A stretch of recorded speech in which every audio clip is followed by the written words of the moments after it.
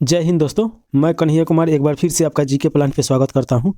आज हम लोग ज्ञान बिंदु का जो देख रहे हैं लोग बिहार दरोगा का जो टेस्ट सीरीज़ देख रहे हैं लोग, तो उसका ये चौथा टेस्ट सीरीज़ है। तो आइए स्टार्ट किया जाए।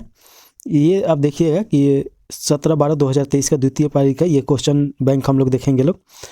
तो आइए देखा जाए। पहला क्वेश्चन मैथ से है। तो देखिए एक क्या पूछ रहा है, एक ठोस शंकु जिसके आधार की त्रिज्या तथा ऊंचाई है, उसका कुल पृष्ठीय क्षेत्रफल कितना है, यही पूछ रहा है, मतलब क्या होगा। तो देखिए इसके बारे में ये डिटेल में बना दिया है। इसका आंसर सी हो जाएगा, तो आप देख लीजिए। उसके बाद देखिए अगला क्वेश्चन पूछ रहा है, कौन सी संस्था स्थानीय क्षेत्र प्रबंधन योजना विकसित करने के लिए तैयार है। ए में दिया है सूचना एवं प्रसार मंत्रालय, बी में दिया है नाबार्ड, और सी में दिया है नीति आयोग, और डी में दिया है CSIR। तो इसका आंसर हो जाएगा CSIR। थोड़ा सा इसके बारे में देख लिया जाए। स्थानीय क्षेत्र प्रबंधन योजना का विकास CSIR नीरी के द्वारा किया गया है। यह 1958 में भारत सरकार द्वारा नागपुर में स्थापित और वित्त पोषित संस्था है। तो ये याद रखिएगा कि नीरी जो है ये कब स्थापित हुआ था। इसका उद्देश्य पर्यावरण और इंजीनियरिंग के क्षेत्र में नवाचार और अनुसंधान करना है। तो ये भी आपको याद रखना है। इसका आप PDF पाने के लिए जीके प्लांट सर्च कर लीजिए टेलीग्राम पे, या इसका डिस्क्रिप्शन बॉक्स में जाइए और वहाँ से डाउनलोड कर लीजिए। जहाँ पे हमको लगेगा कि यहाँ पे डिटेल में पढ़ाना है तो वहाँ पे हम डिटेल में डिस्क्राइब करेंगे, और नहीं तो पढ़ के आगे चलते रहना है। नहीं तो बहुत बड़ा ये हो जाएगा अगर सभी देखेंगे डिटेल में तो, लेकिन जहाँ पे ज़रूरत है वहाँ पे ज़रूर देखेंगे। तो ये तीसरा क्वेश्चन है, सुभाष चंद्र बोस द्वारा फॉरवर्ड ब्लॉक का गठन कब किया गया या उसका स्थापना कब किया गया। तो देखिए 1936 दे रहा है ए में, बी में दे रहा है 1938, और सी में दे रहा है 1939, और डी में दे रहा है 1940। इसका राइट आंसर है सी नंबर हो जाएगा, 1939 में किया गया। तो 3 मई 1939 को किया गया, ये याद रखिएगा। फॉरवर्ड ब्लॉक का अखिल भारतीय सम्मेलन 1940 ईस्वी में नागपुर में आयोजित किया गया। तो ये भी आप याद रखना है। फॉरवर्ड ब्लॉक का अध्यक्ष सुभाष चंद्र बोस को तथा महासचिव HB कामत को चुना गया, ये आप जरूर याद रखिएगा। 1 सितंबर 1942 को सुभाष चंद्र बोस ने आज़ाद हिंद फौज की पहली डिवीज़न की स्थापना किया। तो ये आपसे पूछेगा आज़ाद हिंद फौज की पहला डिवीज़न कब स्थापित किया गया। तो 1 सितंबर को सुभाष चंद्र बोस ने दिल्ली चलो तथा तुम मुझे खून दो मैं तुम्हें आज़ादी दूंगा का नारा दिया। तो ये बहुत फेमस नारा है, इनके द्वारा दिया गया। तो ये आप जरूर याद रखिएगा। तो इस प्रकार हम लोग तीसरा का देख लिए। अब इसके बाद हम लोग 4 नंबर क्वेश्चन देखेंगे लोग। 4 नंबर क्वेश्चन पूछ रहा है, पंजाब का ब्रिटिश साम्राज्य में विलय किस वर्ष हुआ। तो ए में दिया है 1856, बी में दिया है 1849, और सी में दिया है 1848, डी में दिया है 1846। इसका आंसर हो जाएगा 1849 में इसका विलयन कर दिया गया। इसके बारे में थोड़ा सा देख लिया जाए कि प्रथम आंग्ल सिख युद्ध 1845 और 46 के समय भारत का गवर्नर जनरल लॉर्ड हार्डिंग रहता है, जो अंग्रेजी सेना का प्रमुख रहता है। तो इसके बारे में डिटेल में दिया गया है, तो आप पढ़ सकते हैं।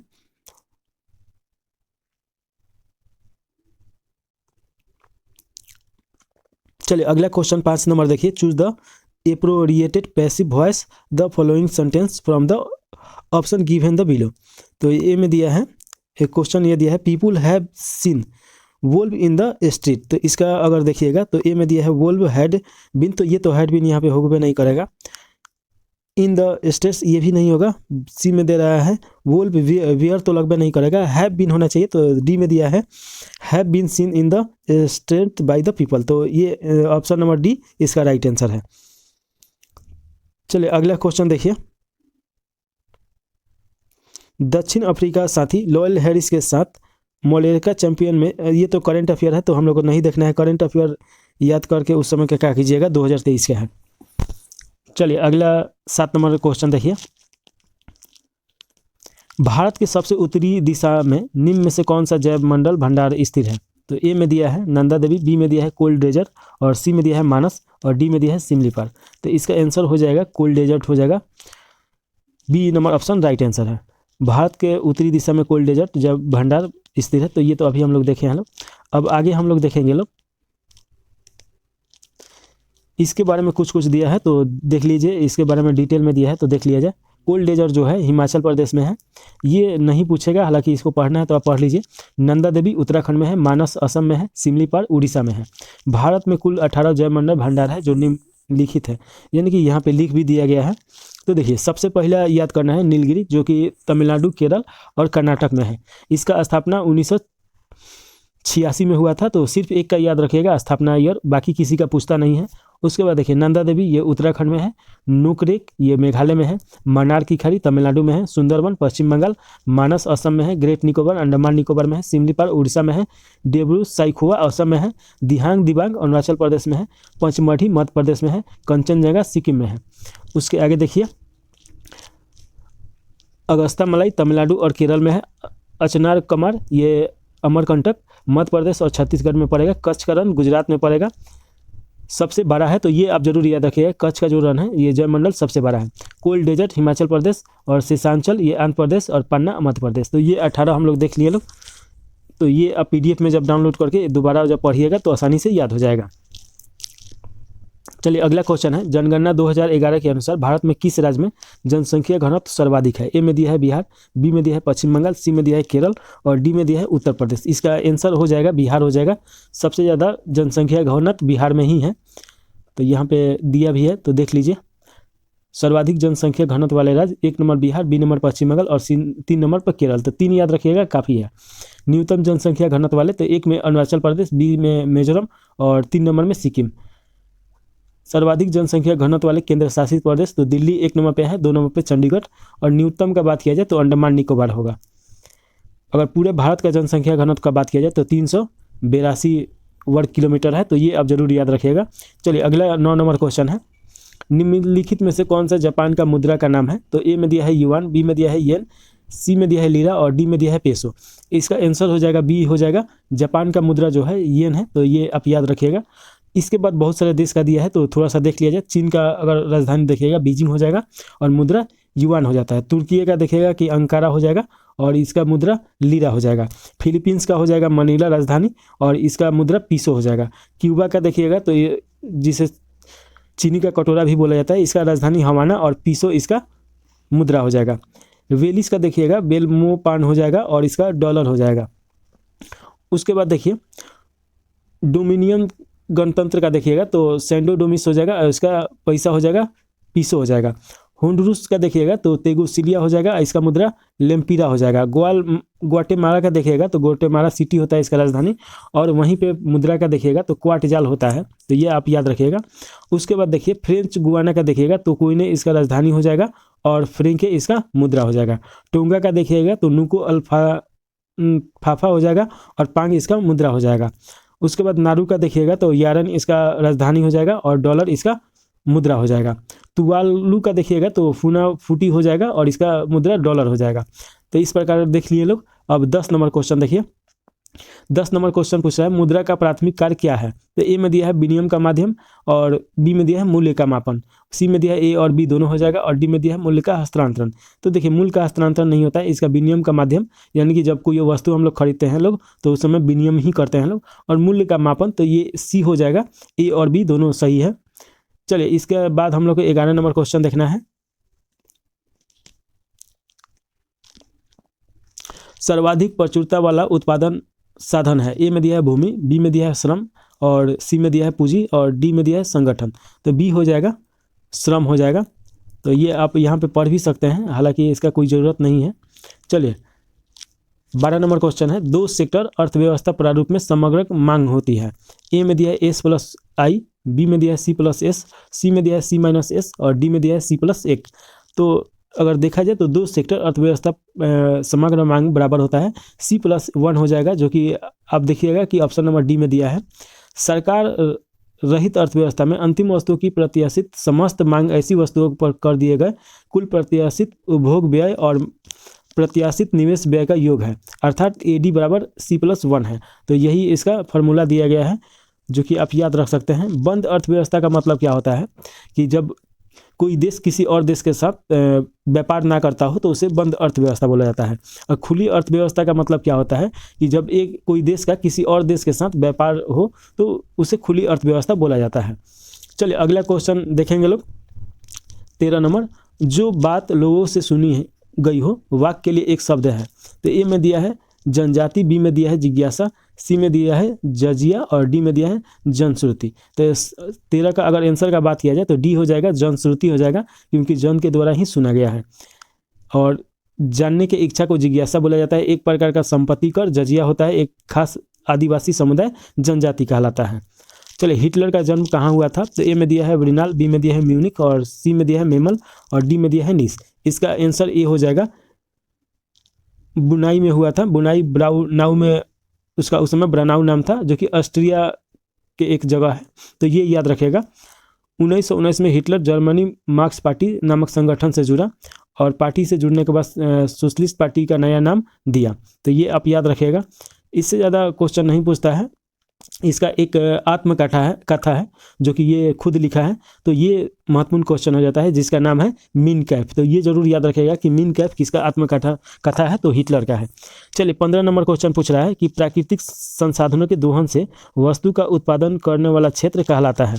तो ए में दिया है प्राथमिक क्षेत्र, बी में दिया है द्वितीय क्षेत्र और ती में दिया है तृतीय क्षेत्र, चौथा में दिया है अवशिष्ट क्षेत्र। इसका हो जाएगा, ए हो जाएगा प्राथमिक क्षेत्र बोला जाता है उसे। तो इसके बारे में थोड़ा सा देख लीजिए। जब हम प्राकृतिक संसाधनों का उपयोग करके किसी वस्तु उत्पाद करते हैं तो इसे प्राथमिक क्षेत्र की गतिविधि कहा जाता है।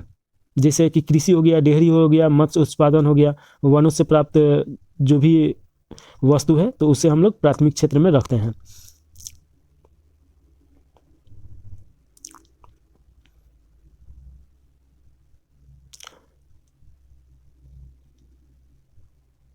चलिए, यहाँ पे उतना डिटेल में भी नहीं दिया है कि इसको पढ़ के समझ में आ जाएगा। जिससे कि मान लीजिए प्राथमिक क्षेत्र हो गया, भूमि से प्राप्त होता है और जब उसी का निर्माण कर दिया जाए तो बेचने लायक हो जाता है। जैसे कि मान लीजिए कि हम कृषि कर रहे हैं तो कोई अन्न हम बो रहे हैं, जैसे गेहूँ बो रहे हैं, तो वो प्राथमिक क्षेत्र में आ गया। लेकिन जब गेहूँ तैयार हो गया तो वो बेचने लायक हो गया, तो वो हो गया द्वितीय क्षेत्र। और जब हम उसका मार्केटिंग कर रहे हैं तो वो हो गया तृतीय क्षेत्र। इसके डिटेल बारे में पढ़ाए हैं और इस चैनल पर भी पढ़ाएंगे, तो वहाँ से और अच्छी तरीके से समझ में आ जाएगा। चलिए, आगे क्वेश्चन देखा जाए। 16 नंबर क्वेश्चन देखेंगे लोग। 16 नंबर क्वेश्चन में पूछ रहा है कि राज्य विधान परिषद की न्यूनतम सदस्य संख्या कितनी होनी चाहिए? तो ए में दिया है 82, बी में दिया है 78, सी में दिया है 55 और डी में दिया है 40। तो इसका आंसर हो जाएगा 40, यानी कि ऑप्शन नंबर डी इसका राइट आंसर है। अगर अनुच्छेद का बात किया जाए तो 171 अनुच्छेद के तहत विधान परिषद के सदस्य की कुल संख्या विधानसभा के सदस्यों की कुल संख्या के 1/3 से अधिक नहीं होने चाहिए। तो विधान परिषद जो होता है, अभी तक देखिए तो सिर्फ 6 राज्यों में ही विधान परिषद है। जिस राज्य में द्विसदनीय व्यवस्था होता है वहीं पर ये होता है। तो ये आप जरूर याद रखिएगा। संविधान के अनुच्छेद 169 के अनुसार राज्यों में विधान परिषद का गठन अथवा अनुमोदन का प्रावधान किया गया है। तो ये भी आप याद रख सकते हैं। विधान परिषद का जो सदस्य होता है, तो जैसे कि केंद्र में देखिएगा कि राज्यसभा होता है, उसी प्रकार इसका भी होता है। 6 वर्षों की इसकी सदस्यता होता है। तो ये आप जरूर याद रखिएगा। चलिए, इसके बाद 16 के बाद हम लोग को 17 देखना है। तो 16 के बाद 18 दे रहा है। 17 कहाँ गया जी? 17 यहाँ पे दिया है, तो देख लीजिए। निम्नलिखित में से किसे तैरते द्वीपों की झील कहा जाता है? तो एक दिया है पुलिकट झील, बी में दिया है लोकटक झील, सी में दिया है हुसैन सागर झील और डी में दिया है ढेबर झील। इसका आंसर लोकटक झील हो जाएगा, जो मणिपुर में है। और इसका फफूदी बोला जाता है, जो घास रहता है वो हमेशा तैरते रहता है। और हुंगस इसका एक हिरन जो रहती है इसी में पाई जाती है, तो इसलिए ये इंपॉर्टेंट है। फमुडी बोला जाता है, सॉरी। तो यहाँ पे दिया भी है, इसके बारे में पढ़ सकते हैं। यही चीज़ इसमें बताया होगा। थोड़ा सा इसके बारे में देख लिया जाए। पुलिकट झील आंध्र प्रदेश में है, हुसैन सागर झील हैदराबाद में है और ढेबर झील इसे जयसमंद के नाम से भी जाना जाता है, जो कि उदयपुर के राजस्थान में पड़ेगा। तो ये हो गया 17 नंबर। इसके बाद हम लोग को 18 नंबर देखना है। यहाँ पे झील का नाम भी दे दिया है, प्रमुख झील का। जब आप इसका PDF डाउनलोड कीजिएगा तो वहाँ से साफ साफ दिखाई देगा और वहाँ से आसानी से आप पढ़ पाइएगा। हालांकि झील के बारे में एक वीडियो हम बना चुके हैं इसी पे, तो वहाँ से अच्छी तरीके से आप समझ सकते हैं। 18 नंबर क्वेश्चन पूछ रहा है कि बिहार के निम्नलिखित में से कौन सा जिला स्वर्ण खनिजों के उत्पादकों की सूची में है? तो ए में दिया है भागलपुर, बी में दिया है रोहतास, सी में दिया है जमुई और डी में दिया है मुंगेर दिया है। तो इसका आंसर हो जाएगा जमुई हो जाएगा। जमुई में स्वर्ण खनिज पाया जाता है, तो ये आपको याद रखना है। साथ में कोयला, चूना, पत्थर, गंधक, जिप्सम भी पाया जाता है, तो ये भी आप याद रख सकते हैं। चलिए, 18 के बाद हम लोग को 19 देखना है। तो 19 नंबर क्वेश्चन, यहाँ पे बिहार के प्रमुख खनिज का नाम दे दिया गया है, तो एक बार इससे पढ़ लिया जाए जहाँ से क्वेश्चन आता है। तो सोना हो जाएगा जमुई, करमटिया स्थानीय नाम है, सीसा हो जाएगा भागलपुर, क्वांटजाइट हो जाएगा जमुई, गंधक हो जाएगा रोहतास और कोयला हो जाएगा औरंगाबाद, यूरेनियम हो जाएगा गया, फायर क्ले हो जाएगा मुंगेर रोहतास और बेरिलियम हो जाएगा गया नवादा और डोलोमाइट हो जाएगा रोहतास बंजरी। खनिज तेल हो जाएगा मुंगेर या राजगीर, और अभ्रक हो जाएगा गया, नवादा, मुंगेर और जमुई। चीनी मिट्टी हो जाएगा भागलपुर, बांका एवं मुंगेर। लिथियम हो जाएगा गया। साथ में बॉक्साइट देख लीजिए, मुंगेर हो जाएगा जो खड़गपुर की पहाड़ी प्रसिद्ध है, और साथ में रोहतास भी हो जाएगा। उसके बाद देखिए फेल्स पर हो जाएगा गया, भागलपुर, मुंगेर और जमुई। तो इस प्रकार सभी देख लिए, और इसका हम वीडियो बना चुके हैं। आप जाइएगा तो प्ले लिस्ट में आप देखिए भारत का भूगोल, तो वहाँ पे इसे पढ़ लीजिएगा। साथ में बिहार का जो भूगोल है वहाँ पे ये जितना संबंधित है ये मिल जाएगा। चलिए 19 नंबर क्वेश्चन पूछ रहा है कि भारत छोड़ो आंदोलन के प्रस्ताव को किसने पेश किया था। तो इसके पहले भी हम लोग पढ़े थे, जवाहरलाल नेहरू के द्वारा पेश किया गया था।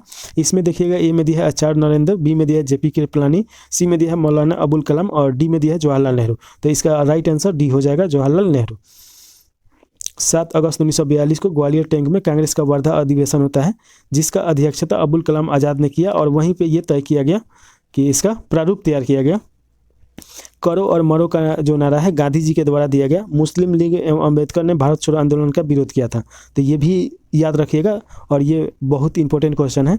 इसके साथ देखिए कि आगे क्या दे रहा है। भारत छोड़ो आंदोलन के उपरांत मुस्लिम लीग एवं कांग्रेस के बीच संवैधानिक गतिविरोध को दूर करने के लिए सी राजगोपालाचारी ने 1944 में वे आउट नामक पम्पलेट जारी किया था, जिसे CR फार्मूला के नाम से जाना जाता है। तो ये जरूर याद रखिएगा। 1 अगस्त 1942 को इलाहाबाद में तिलक दिवस मनाया गया। 1942 के आंदोलन का सबसे ज़्यादा प्रभाव बंगाल, बिहार और मद्रास, उस समय का बिहार, झारखंड और उड़ीसा दोनों आ जाएगा। तो ये आप जरूर याद रखिएगा।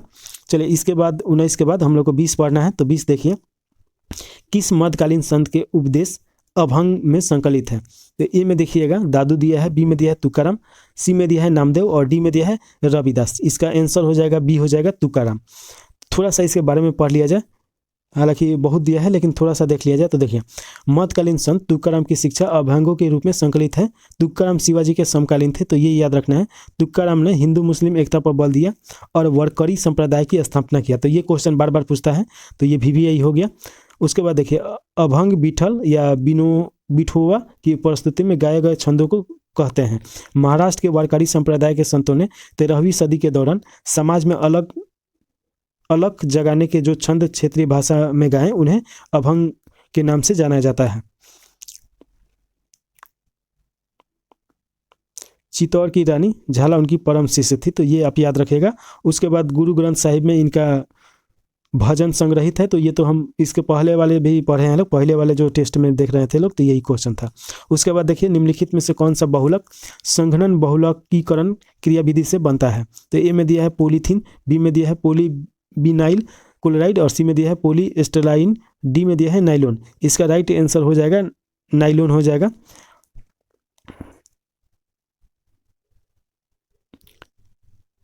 स्रोतों के आधार पर 3 बहुलक होते हैं, जो कि एक होता है प्राकृतिक बहुलक।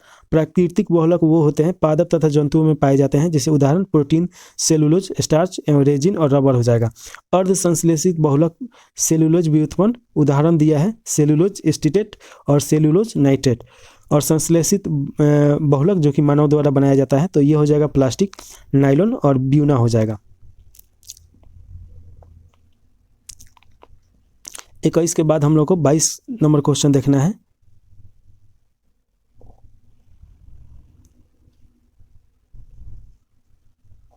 चलिए 22 नंबर क्वेश्चन देखिए, प्रथम विश्व युद्ध के प्रभाव के रूप में महिलाओं ने नई भूमिका में प्रवेश किया, क्योंकि ए में दिया है उन्होंने युद्ध काल में कारखानों, क्रियाशालाओं एवं व्यापारिक प्रस्थान में काम करना प्रारंभ किया था। यही इसका आंसर सही हो जाएगा, option number A right answer है। उसके बाद इसके बारे में डिटेल में दिया है, तो थोड़ा सा पढ़ लिया जाए। तो देखिए, प्रथम विश्व युद्ध 29 जुलाई 1914 से लेके 11 नवंबर 1918 तक चलता है। तो ये जरूर आप याद रखिएगा।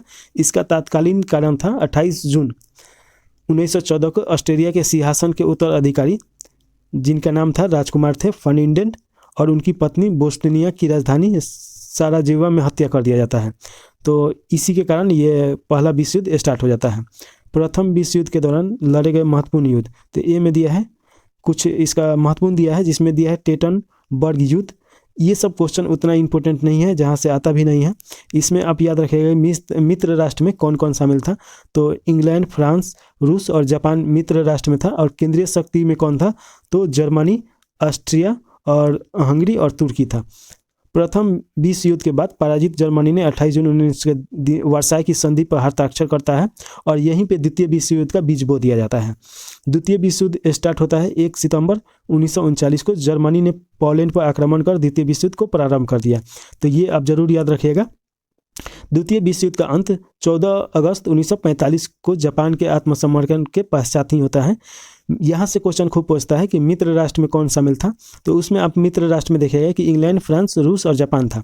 यहाँ पे मित्र राष्ट्र में देखिएगा ब्रिटेन, फ्रांस, रूस, संयुक्त राज्य अरब था। और ध्रुवीय राष्ट्र में देखिएगा जर्मनी, इटली और जापान था।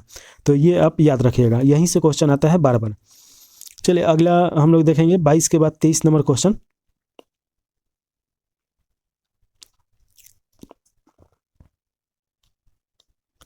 23 नंबर क्वेश्चन में पूछ रहा है कि बिहार के निम्नलिखित जिलों में से किसमें आपको अधिकतम क्षेत्रफल में अति सघन वन मिलेंगे। ए में दिया है पूर्वी चंपारण, बी में दिया है पश्चिम चंपारण और सी में दिया है गोपालगंज, डी में दिया है सीतामढ़ी। इसका राइट आंसर हो जाएगा पश्चिम चंपारण में मिलेगा सर्वाधिक सघन वन।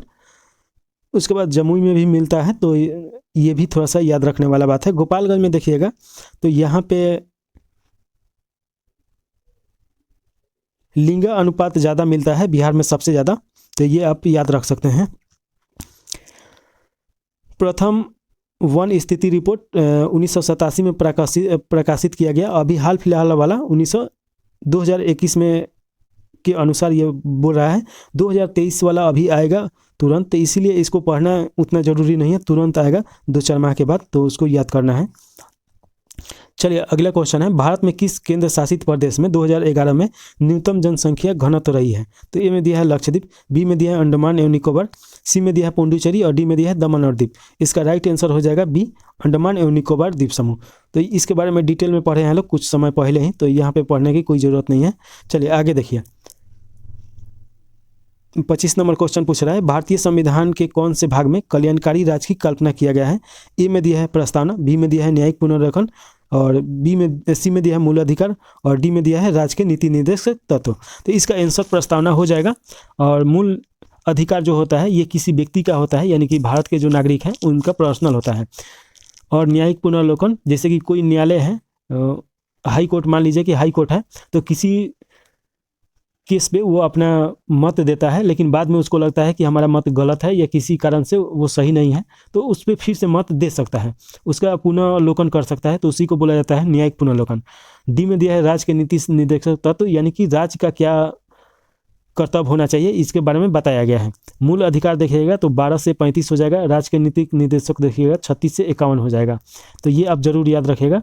प्रस्तावना 13 दिसंबर 1946 को पेश किया जाता है जवाहरलाल नेहरू के द्वारा, तो ये आप जरूर याद रखिएगा। प्रस्तावना को ही भारतीय संविधान की आईना बोला जाता है।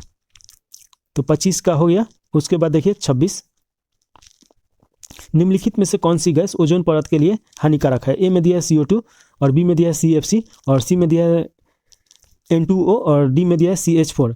तो देखिए इसका आंसर बी हो जाएगा। इसका फुल फॉर्म अगर देखिएगा तो क्लोरोफ्लोरोकार्बन होता है, जो कि आप AC चलाते हैं तो AC से निकलता है, और भी जैसे गाड़ी वाड़ी रहता है तो गाड़ी के जो गैस निकलता है वो भी ये रहता है, सबसे ज़्यादा AC से निकलता है। और ये क्या करता है कि ओजोन परत को ये उसमें छिद्र बना देता है ओजोन परत में। तो ये आप जरूर याद रखिएगा। ओजोन परत में जैसे छिद्र होगा तो जितना हानिकारक रे है, किरण है, वो डायरेक्ट पृथ्वी पे आ जाएगा, जैसे पराबैंगनी किरण हो गया।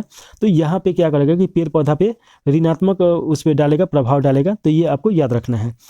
यही सब इसके बारे में यहाँ पे दिया होगा, तो पढ़िएगा तो वही सब आपको समझ में आ जाएगा। ओजोन दिवस 16 सितंबर को मनाया जाता है, तो ये आप जरूर याद रखिएगा मॉन्ट्रियल प्रोटोकॉल के तहत। तो ये हो गया। हम लोगों को इसके बाद पढ़ना है 27 नंबर क्वेश्चन देखना है। तो देखिए 27 नंबर क्वेश्चन क्या पूछ रहा है। ये मैथ है, तो आप देख लीजिए मैथ का क्वेश्चन बना भी दिया गया है यहाँ पे। तो 6400 का 6% प्रति वर्ष की दर से 11 फरवरी से लेकर 7 जुलाई 2022 तक साधारण ब्याज क्या होगा। इसका आंसर ए दिया है, तो आप यहाँ पे देख लीजिए कि कैसे बनाया है, आप बना लीजिए। चलिए अगला क्वेश्चन देखिए, अवसर की समानता से संबंधित अनुच्छेद कौन सा है। तो इसका आंसर 16 हो जाएगा आर्टिकल। हालांकि इसको देख भी लिया जाए तो देखिए ए में दिया है 14, बी में दिया है 19 और सी में दिया है 16, डी में दिया है 22। इसका आंसर सी हो जाएगा। अवसर की समानता मौलिक अधिकार के अंतर्गत आता है। तो इसमें थोड़ा सा इसके बारे में दिया है। समता एवं समानता का अधिकार 14 से 18, स्वतंत्रता का अधिकार 19 से 22, और शोषण के विरुद्ध अधिकार 23 से 24, और धार्मिक स्वतंत्रता का अधिकार 25 से 28, सांस्कृतिक और शिक्षा का अधिकार 29 से 30, और संवैधानिक उपचार का अधिकार अनुच्छेद 32 हो जाएगा। तो इसी के बारे में डिटेल में दिया है। देखिए थोड़ा सा यहाँ पे भी देख लीजिए। अनुच्छेद 14 बताता है विधि के समक्ष समानता। तो यानी कि जो विधि व्यवस्था है सभी नागरिकों के लिए एक समान होना चाहिए, चाहे वो किसी भी पद पे हो। उसके बाद दे रहा है 15 दे रहा है धर्म, नस्ल, जाति, लिंग एवं जन्म स्थान के आधार पर भेदभाव का निषेध। इसमें आप देखिएगा कि धर्म, नस्ल, जाति और लिंग और जन्म स्थान दिया है, तो ये आप जरूर याद रखिएगा, किसी भी क्षेत्र में भेदभाव नहीं होना चाहिए। उसके बाद आर्टिकल 16 में लोक नियोजन के विषय में अवसर की समानता, यानी कि सरकार कोई भी सूचना जारी करेगा या कोई भी नौकरी के लिए निकालेगा तो वो सभी के लिए समान अवसर होना चाहिए। 17 में दिया है अस्पृश्यता का अंत, यानी कि छुआछूत का अंत इसमें दिया गया है कि छुआछूत नहीं होगा। उसके बाद 18 में दिया है उपाधियों का अंत, तो ये आप जरूर याद रखिएगा। चलिए इसके बाद 29 नंबर क्वेश्चन है, फ्रांस का शासक लुई 16वां किस राजवंश से संबंधित था? तो ए में दिया है रोमानोवा राजवंश, बी में दिया है सेक्सुन राजवंश, और सी में दिया है बुर्बो राजवंश, और डी में दिया है नॉर्मन राजवंश। इसका आंसर सी हो जाएगा, बुर्बो राजवंश से वो संबंधित था, तो ये जरूर याद रखिएगा। उसके बाद देख लीजिए कि सन 1774 में लुई 16वां फ्रांस की राजगद्दी पर बैठा। फ्रांसीसी क्रांति 14 जुलाई 1789 को लुई 16वां के शासनकाल में हुआ था, तो ये आप जरूर याद रखिएगा।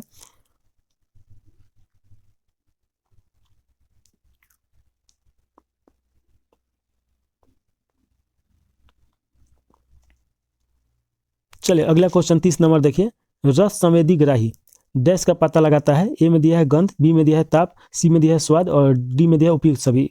तो इसका आंसर हो जाएगा सी, ये स्वाद का पता लगाता है रस। इसमें थोड़ा सा पढ़ लिया जाए तो देखिए, जीभ दांत के भीतरी सतह को साफ और चिकना रखती है तथा भोजन को निगलने में व हमें बोलने में भी मदद करती है। तो जीभ के बारे में दिया है, जीभ का सिरा मिठास और नमकीन के प्रति अधिक संवेदनशील होता है। तो जो जीभ का सिरा रहता है ऊपरी परत, तो उसके बारे में दे रहा है।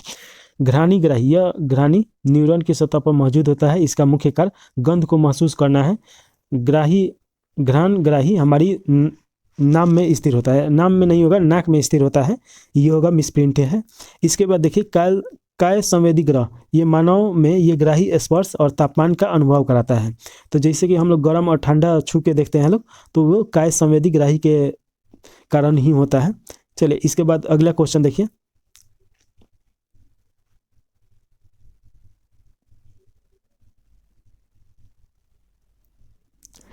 एक चीज़ और समझ लीजिए कि जैसे कि आप जीभ जब कभी आईना में देखिएगा तो देखिएगा कि उसमें रूखड़ा टाइप का छोटा छोटा बिंदु टाइप का होता है, जो अंकुर बोला जाता है, जिसे ढका रहता है, और इसे ही स्वाद कलिया बोला जाता है, यही स्वाद चखता है।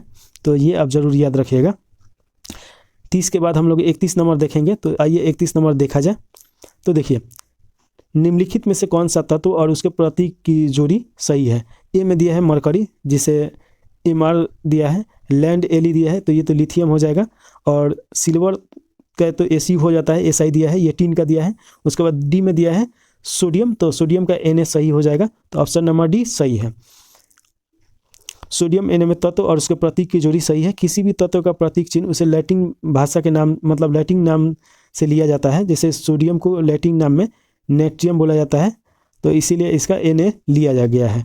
कुछ तत्व है और उसका प्रतीक है, जैसे देखिए हाइड्रोजन का H हो जाएगा, सोडियम का Na हो जाएगा, पोटेशियम का K हो जाएगा, आयरन का Fe हो जाएगा, आर्सेनिक का As हो जाएगा, सिल्वर का Ag हो जाएगा, टीन का Sn हो जाएगा, एंटीमनी का Sb हो जाएगा, टंगस्टन का W हो जाएगा, गोल्ड का Au हो जाएगा, मरकरी का Hg हो जाएगा, और लेड का Sp हो जाएगा, रेडॉन का Rn हो जाएगा। तो ये थोड़ा सा आप याद रखिएगा, ऐसे पीरियोडिक टेबल याद रखना जरूरी है, वहाँ से क्वेश्चन आता है। चलिए अगला क्वेश्चन है, सेंटियागो की राजधानी है? तो ए में दिया है उरुग्वे, बी में दिया है गुआना, और सी में दिया है पेरू, डी में दिया है चिली। तो इसका डी हो जाएगा, चिली की ये राजधानी है सेंटियागो। अब यहाँ पे राजधानी दिया है और मुद्रा दिया है, और अभी हम लोग कुछ समय पहले पढ़े हैं, चलिए कम दिया है, इसको देख लिया जाए। देखिए उरुग्वे की राजधानी मोंटेवीडियो होता है, जो मुद्रा इसका पीसो होता है। गुयाना की राजधानी जॉर्ज टाउन होता है, डॉलर इसका मुद्रा होता है। पेरू की राजधानी लीमा और इसका मुद्रा न्यूसोल होता है। ब्राज़ील की राजधानी ब्राज़ीलिया और इसका रुपया CL होता है। इक्वाडोर के क्योटो होता है और US डॉलर इसका होता है। अर्जेंटीना का ब्यूस आयन होता है और पीसो इसका मुद्रा हो गया। बोलबिया का हो जाएगा लापाज और इसका मुद्रा हो जाएगा बोलबिया यानी। बरमुंडा का हो जाएगा हैमिल्टन और इसका हो जाएगा डॉलर। बहामास का हो जाएगा नसाउ और इसका हो जाएगा डॉलर। कभी कभी इससे क्वेश्चन पूछ देता है, तो ये आप जरूर याद रखिएगा। इसके बाद देखिए 33 नंबर क्वेश्चन देखिए, निम्नलिखित में से कौन सा एल नीनो का प्रभाव नहीं है। यहाँ पे पूछ रहा है नहीं है, तो ए में दिया है यह भूमध्य रेखा परिसंचलन में विकृति उत्पन्न कर देता है, एकदम सही है। बी में दिया है यह समुद्री जल के वापसन में अनियमितता ला देता है, तो ये सही है। सी में दिया है इसके कारण समुद्र में मछलियों की संख्या कम हो जाती है, ये भी सही है। यह पेरू तट के जल का तापमान कम कर देता है, जो कि ये गलत है, बढ़ा देता है। तो आंसर नंबर डी इसका राइट हो जाएगा। इसी के बारे में यहाँ डिटेल में दिया है, तो आप पढ़ भी सकते हैं, जो हम बताए हैं वही सही हो जाएगा। उसी के बारे में यहाँ पे डिटेल में दिया है। चलिए, यूनेस्को का मुख्य कार्य क्या है, इसका कार्य पूछ रहा है यूनेस्को का। तो ए में दिया है शिक्षा, विज्ञान, संस्कृति और अंतर्राष्ट्रीय सहयोग द्वारा शांति की स्थापना करना है, यही इसका राइट आंसर है, ऑप्शन नंबर ए। थोड़ा सा इसके बारे में पढ़ लिया जाए बेसिक। इसका स्थापना होता है 16 सितंबर 1945 को। इसका मुख्यालय पेरिस में है, जो कि फ्रांस में पड़ेगा। यूनेस्को के निम्नलिखित उद्देश्य हैं, तो वही सब उद्देश्य हैं जो वहाँ पे हम लोग देखे हैं लोग। इसके आगे देखिए 35 नंबर क्वेश्चन, 2011 की जनगणना के अनुसार बिहार में कौन सा जिला न्यूनतम साक्षरता दर वाला जिला है। ए में दिया है पूर्णिया, बी में दिया है रोहतास, सी में दिया है कैमूर और डी में दिया है शिवहर। इसका आंसर पूर्णिया हो जाना चाहिए, ऑप्शन नंबर ए 35 का। तो देखिए इसका क्या होता है, ऑप्शन नंबर ए सही है। चलिए, यहाँ पे दिया है राज्य में सर्वाधिक साक्षरता दर वाला जिला, तो 1 नंबर हो जाएगा रोहतास, बी नंबर हो जाएगा पटना और सी नंबर भोजपुर। तो 3 ही याद रखिएगा, ज़्यादा चांस है कि आपका क्वेश्चन बन जाएगा। राज्य में न्यूनतम साक्षरता दर वाला जिला ए में दिया है पूर्णिया, जो कि 59.6% है और सबसे ज़्यादा 73 पॉइंट है, तो वो रोहतास में है। कटिहार बी नंबर पे हो जाएगा, सीतामढ़ी और शिवहर हो जाएगा। राज्य में सर्वाधिक पुरुष साक्षरता दर वाले जिला, तो रोहतास सबसे ज़्यादा हो जाएगा। महिला में भी वही होगा और पुरुष में भी वही होगा, तो ये जरूर याद रखिएगा। उसके बाद न्यूनतम में देखिएगा, तो न्यूनतम पुरुष में हो जाता है पूर्णिया, कटिहार और यहाँ पे महिला में हो जाएगा सहरसा, मधेपुरा। बिहार का साक्षरता दर 61.8 है, जिसमें पुरुष साक्षरता दर 71.2 और महिला साक्षरता दर 51.8 है, तो ये जरूर आप याद रखिएगा। चलिए, दूरी समय ग्राफ का ढलान देता है। ए में दिया है बल, बी में दिया है त्वरण, सी में दिया है संवेग और डी में दिया है चाल। इसका अगर सही आंसर देखा जाए तो चाल हो जाएगा।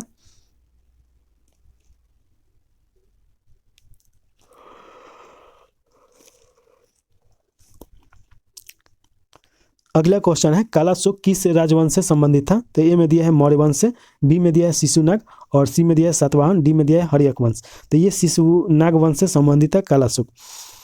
थोड़ा सा इसके बारे में पढ़ लिया जाए तो देखिए, इस वंश का संस्थापक शिशुनाग को माना जाता है, इसी के नाम पर इस वंश का नाम शिशुनाग पड़ता है। शिशुनाग वंश का समय अवधि 412 से लेकर 394 ईसा पूर्व रहा है। काला शोक का पुराण तथा दिव्य दान में नाम काकवर्ण मिलता है, तो ये जरूर याद रखिएगा कि काकवर्ण किसका नाम है। इसने वैशाली के स्थान पर पुनः पाटलिपुत्र को अपनी राजधानी बनाता है। इसने 28 वर्षों तक शासन किया। इसके समय द्वितीय बौद्ध संगति होता है, वैशाली में हुआ, तो ये महत्वपूर्ण हो जाता है। बाणभट्ट रचित हर्षचरित के अनुसार काकवंश की राजधानी पाटलिपुत्र में घूमते समय महापद्मानंद नामक व्यक्ति ने चाकू मारकर हत्या कर देता है और नंद वंश का स्थापना करता है, तो ये जरूर याद रखिएगा कि इसके बाद नंद वंश आता है। चलिए, इसके बाद देखिए, महाबोधि के अनुसार काला शोक के 10 पुत्र थे, जिन्होंने काला शोक की मृत्यु के बाद मगध पर 22 वर्ष तक शासन किया। मौर्य वंश का संस्थापक चंद्रगुप्त मौर्य रहता है, जो अपने माता के नाम पे, माता का नाम रहता है मौर्य, उसी के नाम पे रखता है। इसका जन्म 345 ईस्वी में हुआ है, ईसा पूर्व में हुआ है, तो ये आप जरूर याद रखिएगा। जस्टिन एक लेखक है, विदेशी लेखक, जो चंद्रगुप्त मौर्य को सेंड्रोकोटस के नाम से बुलाता है और विलियम जोन्स ने इसका पहचान चंद्रगुप्त मौर्य से किया है। हर्यक वंश का संस्थापक बिंबिसार था, जिसकी राजधानी राजगिरी या गिरिब्रिज था, जो पाटलिपुत्र बाद में हुआ। पाटलिपुत्र का राजधानी राजगिरी या गिरिब्रिज है। जैन साहित्य में बिंबिसार का नाम श्रेनिक है। श्रेनिक का बिंबिसार का पुत्र रहता है अजातशत्रु। अजातशत्रु इसको मार देता है और अजातशत्रु का पुत्र अजातशत्रु को मार देता है, तो ये भी याद रखना है। भूमिदान का सर्वप्रथम पुरालेखीय प्रमाण शताब्दी ईसा पूर्व के सातवाहनों के नानाघाट अभिलेख से मिलता है, तो ये जरूर याद रखिएगा कि नानाघाट अभिलेख से मिला है भूमिदान का साक्ष्य। इसके बाद हम लोग देखेंगे लोग 38 नंबर क्वेश्चन है, तांबा की वस्तुएं अपनी चमक खो देती है और हरे रंग की परत बनाती है। किसके कारण बनाती है? तो इसका हो जाएगा क्षारीय कॉपर कार्बोनेट के हो जाएगा। तो ए में दिया है कॉपर ऑक्साइड जो कि गलत है, बी में दिया है कॉपर हाइड्रा ऑक्साइड ये भी गलत है, सी में दिया है कॉपर कार्बोनेट। इसका राइट आंसर डी है क्षारीय कॉपर कार्बोनेट। चलिए अगला क्वेश्चन 39 नंबर देखिए। राष्ट्रपति पद के चुनाव के लिए जमानत राशि कितना होता है? तो ये 15,000 होता है जो कि ऑप्शन नंबर डी में दिया है, तो ये याद रखिएगा। अब थोड़ा सा राष्ट्रपति के अर्हता के बारे में देख लिया जाए। तो देखिए राष्ट्रपति वही व्यक्ति चुनाव लड़ सकता है जो भारत का नागरिक हो, 35 वर्ष आयु पूर्ण कर चुका हो, वह लोकसभा का सदस्य निर्वाचित होने के लिए अर्हता हो, वह संघ सरकार में अथवा किसी राज्य सरकार में अथवा किसी स्थानीय प्राधिकरण में अथवा किसी सार्वजनिक प्राधिकरण में लाभ के पद पे ना हो।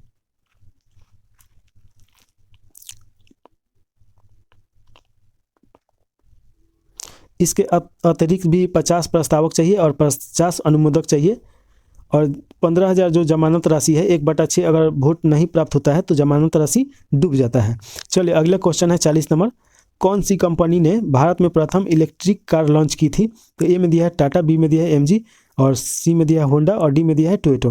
तो ये उस समय का करेंट अफेयर है, लेकिन देख लीजिए ये टाटा हो जाएगा। चलिए 41 नंबर क्वेश्चन है। लाल लेटेराइट मिट्टी किस फसल के लिए अधिक उपयोगी है? तो ये काजू के लिए बहुत ज़्यादा उपयोगी होता है जो कि ए में ही दिया है। तो थोड़ा सा इसके बारे में पढ़ लिया जाए। तो देखिए इस मिट्टी का विकल्प उन क्षेत्रों में होता है जहां उच्च तापमान एवं भारी वर्षा होता है। अधिक वर्षा के कारण जल के साथ चूना और सिलिका का निक्षालन हो जाता है तथा लोहे ऑक्साइड और एल्युमिनियम के यौगिक मिट्टी में शेष बच जाते हैं। यह साधारणतः लाल भूरे रंग की होती है एवं मुख्य रूप से पश्चिमी घाट के पर्वतीय के गिरिपथ क्षेत्रों में लंबी पट्टी के रूप में, जैसे में देखिए केरल, कर्नाटक, महाराष्ट्र, उड़ीसा के पठारी क्षेत्र और राजमहल के पहाड़ी, छोटा नागपुर के पठार, असम के पहाड़ी क्षेत्र और मेघालय के पठार में पाई जाती है। यह मिट्टी रबर, कॉफ़ी फसल के लिए भी उपयोगी मानी गई है और यहाँ पे खेती इसका किया जाता है। इस मिट्टी में मुख्यतः चाय, कहवा, रबर, सिनोकोआ, काजू और उसके साथ साथ अब देखिएगा कि मसाले की कृषि की जाती है। चलिए 42 नंबर क्वेश्चन, अगला क्वेश्चन है। द्रव अवस्था से गुजरे बिना गैसीय अवस्था का सीधा ठोस में परिवर्तन हो जाना क्या कहलाता है? तो ए में दिया है निक्षेपण, बी में दिया है ऊर्ध्वपातन, सी में दिया है संघनन और डी में दिया है जमना। तो ए इसका हो जाएगा द्रव से सीधे गैसीय अवस्था का ठोस अवस्था में बदल जाना, यानी गैस से सीधे ठोस में बदलना। तो इसका निक्षेपण हो जाएगा। और सीधे अगर ठोस से गैस में बदलता है तो उसे ऊर्ध्वपातन बोला जाता है। तो ये आप याद रखिएगा। निक्षेपण या निक्षेप यानी जमाव होता है, इसे वाष्प जमाव भी कहते हैं जो ऊर्ध्वपातन के विपरीत होता है। ऊर्ध्वपातन के बारे में बता दिए हैं। तो संघनन देख लीजिए, गैसों से द्रव जब बनता है, जैसे कि गैस जो है उससे द्रव बनना स्टार्ट होता है तो उसे संघनन बोला जाता है। तो ये आप जरूर याद रखिएगा। जमना जो है ये द्रव से ठोस बनता है तो उसे सॉलिडिफाइड या जमना बोलते हैं। चलिए 43 नंबर क्वेश्चन है। PR श्री राजेश, ये तो करंट अफेयर का क्वेश्चन है तो इसे नहीं देखना है। चलिए अगला क्वेश्चन है 44 नंबर। रुधिर कणिका जो रक्त के थक्का निर्माण में सहायक है। ए में दिया है लाल रक्त कणिका, बी में दिया है श्वेत रक्त कणिका, सी में दिया है प्लेटनेस और डी में दिया है मोनोसाइट। तो इसका आंसर हो जाएगा ऑप्शन नंबर सी, प्लेटनेस हो जाएगा। देखिए रक्त का स्कंदन यानी कि रक्त का जमाव किसी चोट या घात की प्रक्रिया स्वरूप रक्त स्कंदन होता है। यानी कि जब देखिएगा कि जब आपका कट जाता है और वहाँ से ब्लड प्रवाहित होता है तो कुछ समय के बाद वहाँ ब्लड जम जाता है, तो उसी को बोला जाता है फाइब्रिन धागे, और वो एक जाल बना देता है जिसके कारण रक्त जो है बाहर नहीं आता है। तो ये जरूर याद रखिएगा कि फाइब्रिन धागे क्या है। थ्रोम्बिन क्या है कि प्लाज्मा में उपस्थित निक्रिय थ्रोम्बिन से होती है। इसके लिए थ्रोम्बोकाइनेज समूह की आवश्यकता होती है। यह एक एंजाइम समूह है, रक्त प्लाज्मा में उपस्थित अनेक निष्क्रिय कारकों की सहायता से एक के बाद एक अनेक एंजाइम प्रतिक्रिया की श्रृंखला से बनता है। इसके बारे में भी डिटेल में पढ़ाए हैं कि RBC और WC का काम क्या होता है। तो देखिए RBC और WBC दोनों क्या है, रक्त है। ये वाइट ब्लड है और ये रेड ब्लड है। इसका काम होता है पूरे शरीर में, जो हम लोग सांस लेते हैं तो जो ऑक्सीजन होता है पूरे शरीर में पहुंचाता है और फिर बाहर निकालता है। और इसका काम क्या रहता है WBC का, ये वाइट ब्लड है कि कोई भी हम लोग का जो बीमारी होता है तो उससे बीमारी से लड़ने के लिए, और जैसे कि जीवाणु हो, विषाणु हो, तो उससे ये लड़ता है और बीमारी से हम लोग को बचाता है। तो वो एक सुरक्षा कवच है, वही यहाँ पे दिया है डिटेल में, तो आप पढ़ सकते हैं। चलिए अगला क्वेश्चन दिया है,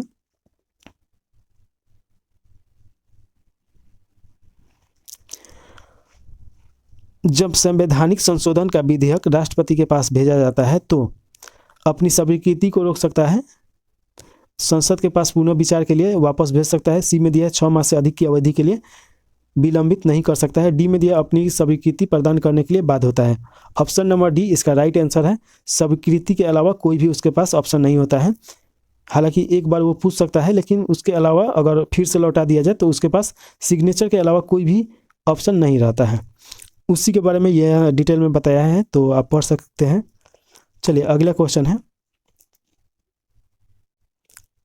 भारत में नागरिक उड्डयन मंत्रालय द्वारा हाल ही में विमानन क्षेत्र में विनियमों को बढ़ाने के लिए कौन सा विधेयक पेश किया गया है?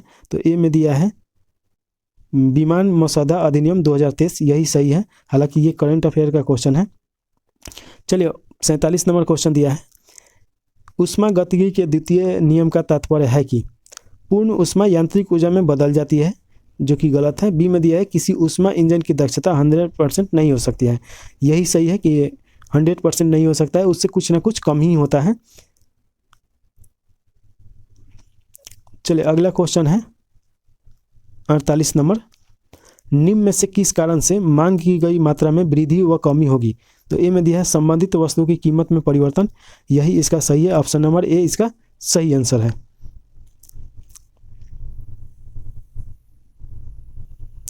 चलिए 49 नंबर क्वेश्चन देखिए, भारतीय संविधान का कौन सा अनुच्छेद राष्ट्रपति को जानकारी देने के लिए संबंध में प्रधानमंत्री के कर्तव्य से संबंधित है?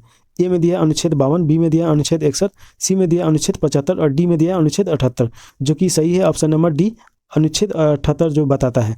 यहाँ पे कुछ अनुच्छेद के बारे में दिया गया है, तो देख लीजिए। अनुच्छेद 61 राष्ट्रपति पर महाभियोग चलाने से संबंधित है, और अनुच्छेद 75 प्रधानमंत्री की नियुक्ति राष्ट्रपति करेगा, ये इसमें प्रावधान किया गया है। अनुच्छेद 73 संघ की कार्यपालिका के शक्ति का विस्तार के बारे में बताता है।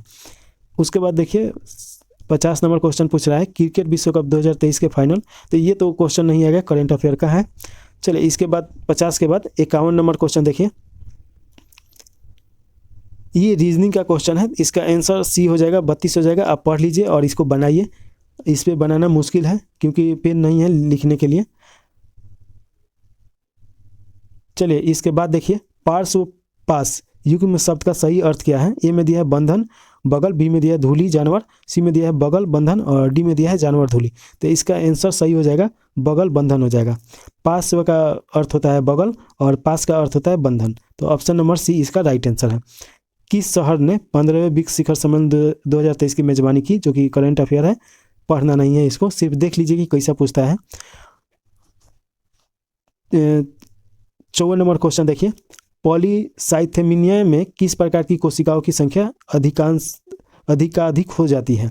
ए में दिया है प्लेटनेस, बी में दिया है एरिथ्रोसाइट, सी में दिया है न्यूट्रोफिस और डी में दिया है फेसोफिस। इसका आंसर हो जाएगा ऑप्शन नंबर बी हो जाएगा, पॉलीसाइथेमिया। चलिए इसके बारे में थोड़ा सा जाना जाए, पॉलीसाइथेमिया क्या है? तो ये लाल रक्त कोशिका होता है कि संख्या में असमान रूप से अधिक विकसित होने लगता है, जिससे रक्त गाढ़ा हो जाता है। तो ये जब बढ़ेगा तो रक्त क्या हो जाएगा? गाढ़ा हो जाएगा, और गाढ़ा होने के कारण पॉलीसाइथेमिया एक दुर्लभ धीमी गति से बढ़ने वाला रक्त कैंसर है, जो कि एक कैंसर का रूप धारण कर लेता है, जिसे माइलोप्रोलिफरेटिव नियोप्लाज्मा के रूप में जाना जाता है। तो ये आप याद रखिएगा। चलिए अगला क्वेश्चन देखा जाए, फिर वही है प्लेटनेस क्या होता है, प्लेटनेस ब्लड क्या है, उसी के बारे में दिया है। चलिए 55 नंबर क्वेश्चन देखिए, सोडियम यौगिक का नाम बताइए जिसका उपयोग कठोर जल को मृदु जल करने के लिए किया जाता है? ए में दिया है धौन सोडा, बी में दिया है विरंजन चूर्ण और सी में दिया है जिप्सम, डी में दिया है चूने का पत्थर। तो इसका आंसर हो जाएगा धुवन सोडा हो जाएगा। तो आइए इसके बारे में थोड़ा सा डिटेल में देखा जाए। धुवन सोडा का अगर रासायनिक नाम पूछा जाए तो इसका हो जाता है सोडियम कार्बोनेट। तो ये जरूर याद रखिएगा, सोडियम कार्बोनेट इसका रासायनिक नाम है। इसका सूत्र देखिएगा तो Na2CO3 और उसके बाद 10H2 और ये इसका रासायनिक सूत्र है, तो ये भी थोड़ा सा याद रखना है आपका। साधारणतः इसे साल्वे विधि द्वारा बनाया जाता है। सोडियम कार्बोनेट श्वेत क्रिस्टलीय ठोस है जो कि डेकाहाइड्रेट के रूप में पाया जाता है। यह जल में आसानी से घुल जाता है तथा गर्म करने पर मोनोहाइड्रेट में बदल जाता है। 373 केल्विन से उच्च तापमान मोनोहाइड्रेट पूर्ण रूप से शुष्क हो जाता है एवं एक श्वेत रंग के चूर्ण में बदल जाता है, जिसे सोडा ऐश कहा जाता है या उसके नाम से जाना जाता है।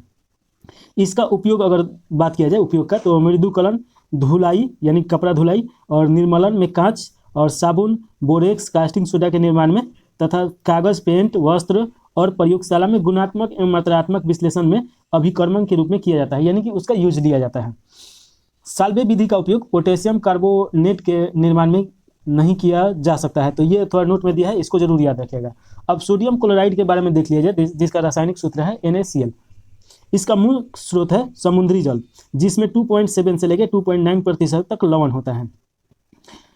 अपकृष्ट नमक जो ब्राइन विलियन के क्रिस्टलीय से प्राप्त किया जाता है, उसमें sodium sulphate, sodium calcium sulphate, calcium एवं मैग्नीशियम क्लोराइड अशुद्ध के रूप में होते हैं। सोडियम क्लोराइड का गलनांक जो होता है 1081 केल्विन है। जल में इसकी विलयता 273 केल्विन पर और 36 ग्राम प्रति 100 ग्राम जल है। उपयोग देखिएगा तो नमक के रूप में होता है, तो ये तो सब कोई जानता है। वहीं पे सोडियम हाइड्रोक्साइड का अगर बात किया जाए यानी कास्टिंग सोडा, तो NaOH इसका रासायनिक सूत्र है जो कि बार बार क्वेश्चन आता है। औद्योगिक स्तर पर इसका उपयोग किया जाता है और कास्टन केलर विधि से इसका मतलब ये बनाया जाता है, तो ये आप याद रखिएगा। मरकरी कैथोड और कार्बन एनोड का उपयोग करके लवण जल का विद्युत अपघटन सेल में किया जाता है, तो ये भी आपको याद रखना है। इसका उपयोग देख लीजिए, इसका उपयोग क्या है, साबुन, कागज, कृत्रिम रेशा, अन्य रासायनिक निर्माण में इसका उपयोग लिया जाता है। साथ में पेट्रोल परिष्करण में, बॉक्साइट के शुद्धिकरण में, वस्त्र उद्योग में और उसके बाद वासा तेल के निर्माण में भी प्रयोग किया जाता है, तो ये आपको याद रखना है। चलिए इसके आगे देखा जाए। सोडियम हाइड्रोजन कार्बोनेट यानी कि बेकिंग सोडा, इसका रासायनिक सूत्र है NaCHO3 है। इसे बेकिंग सोडा के नाम से भी जाना जाता है। गर्म करने पर विघटित होकर कार्बन डाइऑक्साइड यानी CO2 के बुलबुले देता है। सोडियम हाइड्रोक्साइड कार्बोनेट को सोडियम कार्बोनेट के विलय में यानी कि CO2 गैस से संतृप्त करके बनाया जाता है, तो ये आपको याद रखना है।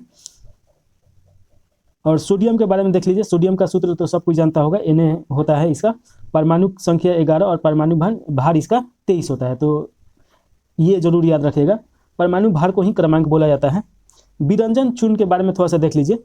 इसका जो सूत्र है, इसका Ca और OCl2 है, तो ये जरूर याद रखिएगा। इसका रासायनिक नाम कैल्शियम ऑक्सी है यानी हाइपो बोला जाता है, तो ये आप जरूर याद रखिएगा। यह पीला तीखा गंध वाला ठोस पदार्थ है जो ठंडे जल में विलय तथा वायु में खुला रखने पर क्लोरीन गैस देता है, यानी उसमें बदल जाता है। उपयोग देखिएगा इसका, तो यही इंपॉर्टेंट है। वस्त्र और कागज उद्योग में विरंजन के रूप में पेयजल को शुद्ध करने में, तो ये भी क्वेश्चन बार बार आता है कि पेयजल को कौन शुद्ध करता है, तो क्लोरीन करता है जो इसी से बनता है।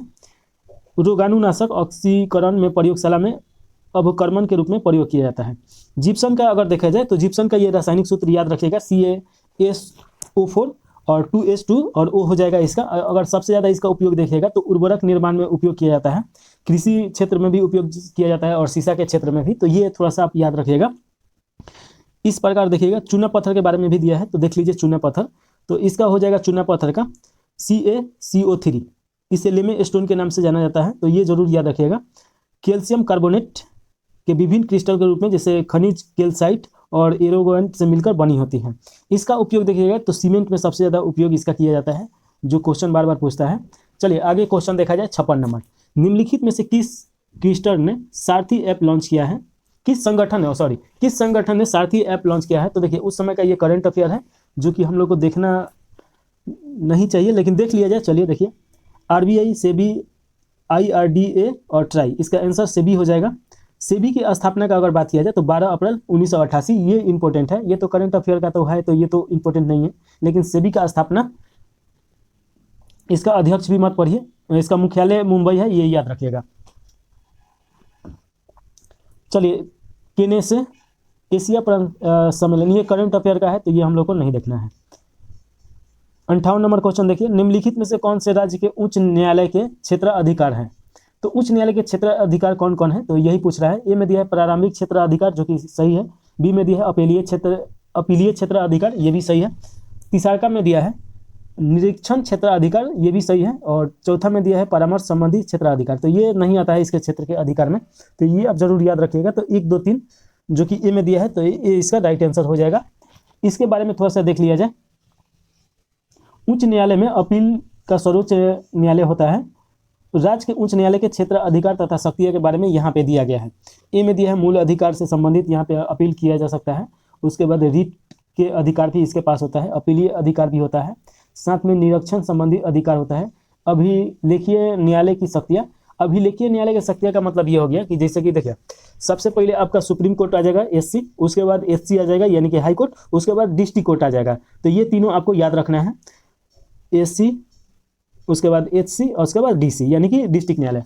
अब मान के चलिए कि कोई चीज़ पे डिस्ट्रिक्ट न्यायालय को निर्णय लेना है और वो संविधान में नहीं दिया गया है या कानून में नहीं दिया गया है। जैसे कि मान लीजिए कि साइबर क्राइम है, जो नए प्रकार का कोई क्राइम है, तो अब उस पर जो हाई कोर्ट डिसीजन दिया रहता है वही उसके लिए सहायता करता है, उसी को बोला जाता है अभिलेखीय न्यायालय। यानी कि ये जो हाई कोर्ट है ये अभिलेख का काम कर रहा है। और हाई कोर्ट जब ऐसा समस्या में फंसेगा तो वो सुप्रीम कोर्ट का बर्डन कोई देखेगा, कोई केस देखेगा उसी प्रकार का, और वो उसके लिए अभिलेख का काम करेगा। तो इसीलिए इसको बोला जाता है अभिलेख न्यायालय की शक्तियाँ। इसके बाद देखिए न्यायिक पुनर्लोकन की शक्तियाँ। न्यायिक पुनर्लोकन क्या होता है कि मान लीजिए कि हाई कोर्ट किसी केस पे अपना डिसीजन दे दिया और फिर कुछ समय के बाद उसको पता चलता है कि जो हमारा डिसीजन है किसी कारणवश से गलत है, तो वो खुद अपने से ही उस केस को खोल के और फिर उस पर दूसरा डिसीजन ले सकता है। तो इसी को बोला जाता है पुनर्लोकन, यानी कि फिर से उस पर लोकन कर सकता है। उसके बाद देखिए अधीनस्थ न्यायालय पर नियंत्रण की शक्ति। तो उससे जो नीचे न्यायालय है, जैसे डिस्ट्रिक्ट न्यायालय है, तो डिस्ट्रिक्ट न्यायालय पे ये अपना शक्ति का प्रयोग कर सकता है। जो ऐसा केस चल रहा है जो हाई कोर्ट में होना चाहिए और वो डिस्ट्रिक्ट कोर्ट में है, तो वो अपने से कह सकता है कि आप ये जो केस है ये आपके क्षेत्र के बाहर है, ये हमारे पास भेज दीजिए। वैसे ही हाई कोर्ट से सुप्रीम कोर्ट बोल सकता है। तो इसी को बोला जाता है अधीनस्थ न्यायालयों पर नियंत्रण की शक्ति। इसके बारे में डिटेल में दिया है, तो यही आप देख सकते हैं। मूल अधिकार जो होता है, तो जैसे कि आर्टिकल 12 से लेके 35 तक के बीच में जो किसी नागरिक का मूल अधिकार है, अगर उसका छनन हो रहा है तो डायरेक्ट वो हाई कोर्ट में जा सकता है या डायरेक्ट सुप्रीम कोर्ट में भी जा सकता है। तो जो हम बताए हैं वही सब यहाँ पे डिटेल में दिया गया होगा, आप PDF डाउनलोड करके देख सकते हैं वहाँ से। चलिए, इसके बाद हम लोग का 58 के बाद 59 नंबर क्वेश्चन देखना है। ये सभी उसी के डिटेल में दिया गया है, तो आप जब PDF डाउनलोड कीजिएगा तो अच्छे से पढ़ लीजिएगा। सूची 1 सूची 2 से मिलान कीजिए और दिए गए कूटों में से सही का चयन करना है। तो इसमें एक तरफ आर्टिकल दिया गया है और एक तरफ सूची दिया गया है कि कौन किससे संबंधित है। इसमें सही उत्तर चुन करना है। तो देखिए मिलान करना है, तो एक में देखिए ग्राम पंचायत जो कि आर्टिकल 40 से संबंधित होता है। इसे थोड़ा सा हम 12 कर देते हैं ताकि और अच्छी तरीके से आपको देखने में आसानी होगा। तो इसका हो जाएगा, इसमें आर्टिकल 40 कहाँ पे दिया गया है, तो 3 नंबर पे दिया गया है, तो इसका 3 हो जाएगा। एक समान नागरिक संहिता, तो इसका हो जाएगा आपका अनुच्छेद 44, तो इसका बी का हो जाएगा आपका 4 हो जाएगा। कृषि और पशुपालन, ये आपका 48 आर्टिकल में दिया गया है, तो इसमें 2 में दिया है, तो ये हो जाएगा। लास्ट बच रहा है न्यायपालिका और कार्यपालिका का पृथकीकरण, तो ये भी बहुत इजी है, 50 होता है, तो इसे 50-50 करके आप याद रख सकते हैं।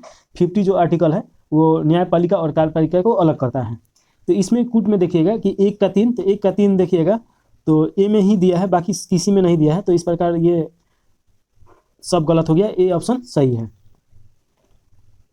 चलिए, वो वही आर्टिकल के बारे में यहाँ पे दिया है, आप पढ़ लीजिए। राज्य के नीति निर्देशक तत्वों से सभी आर्टिकल संबंधित हैं। चलिए, इसके बाद हम लोग को देखना है, के बाद वाला क्वेश्चन है निम्नलिखित में से कौन सा भारत के त्रिविवर्तनीय विभाजन का भाग नहीं है। ए में दिया है प्रायद्वीपीय क्षेत्र, जो कि गलत आंसर है। उसके बाद बी में देखिएगा तो हिमालय अन्य पर्वतीय क्षेत्र दिया है। सी में दिया है सिंधु घाटी गंगा ब्रह्मपुत्र का मैदान, ये भी गलत है। डी में दिया है पश्चिमी और पूर्वी घाट, यही इसका सही हो जाएगा। यानी कि ये तीनों भाग है और ये इसका भाग नहीं है। इसके बारे में थोड़ा सा दिया है, तो चलिए देख लिया जाए। भारत के त्रिविवर्तनीय विभाजन का भाग निम्न है, यानी कि ये तीनों है। उत्तर की विशाल पर्वतमाला, उत्तर का विशाल मैदानी भाग और दक्षिण का प्रायद्वीपीय भाग, ये सभी से मिलकर त्रिविवर्तनीय विभाजन बनता है। चलिए अगला क्वेश्चन देखा जाए। तो देखिए अगला क्वेश्चन पूछ रहा है पेलाग्रा रोग किस विटामिन की कमी से होता है। ए में दिया है थायमिन, बी में दिया है नियासिन और सी में दिया है कैल्सीफेरॉल और डी में दिया है राइबोफ्लेविन। इसका राइट आंसर हो जाएगा बी, हो जाएगा नियासिन। तो देखिए थोड़ा सा इसके बारे में, विटामिन ई B3 का रासायनिक नाम है, बायोलॉजिकल नाम है, तो ये आप जरूर याद रखिएगा।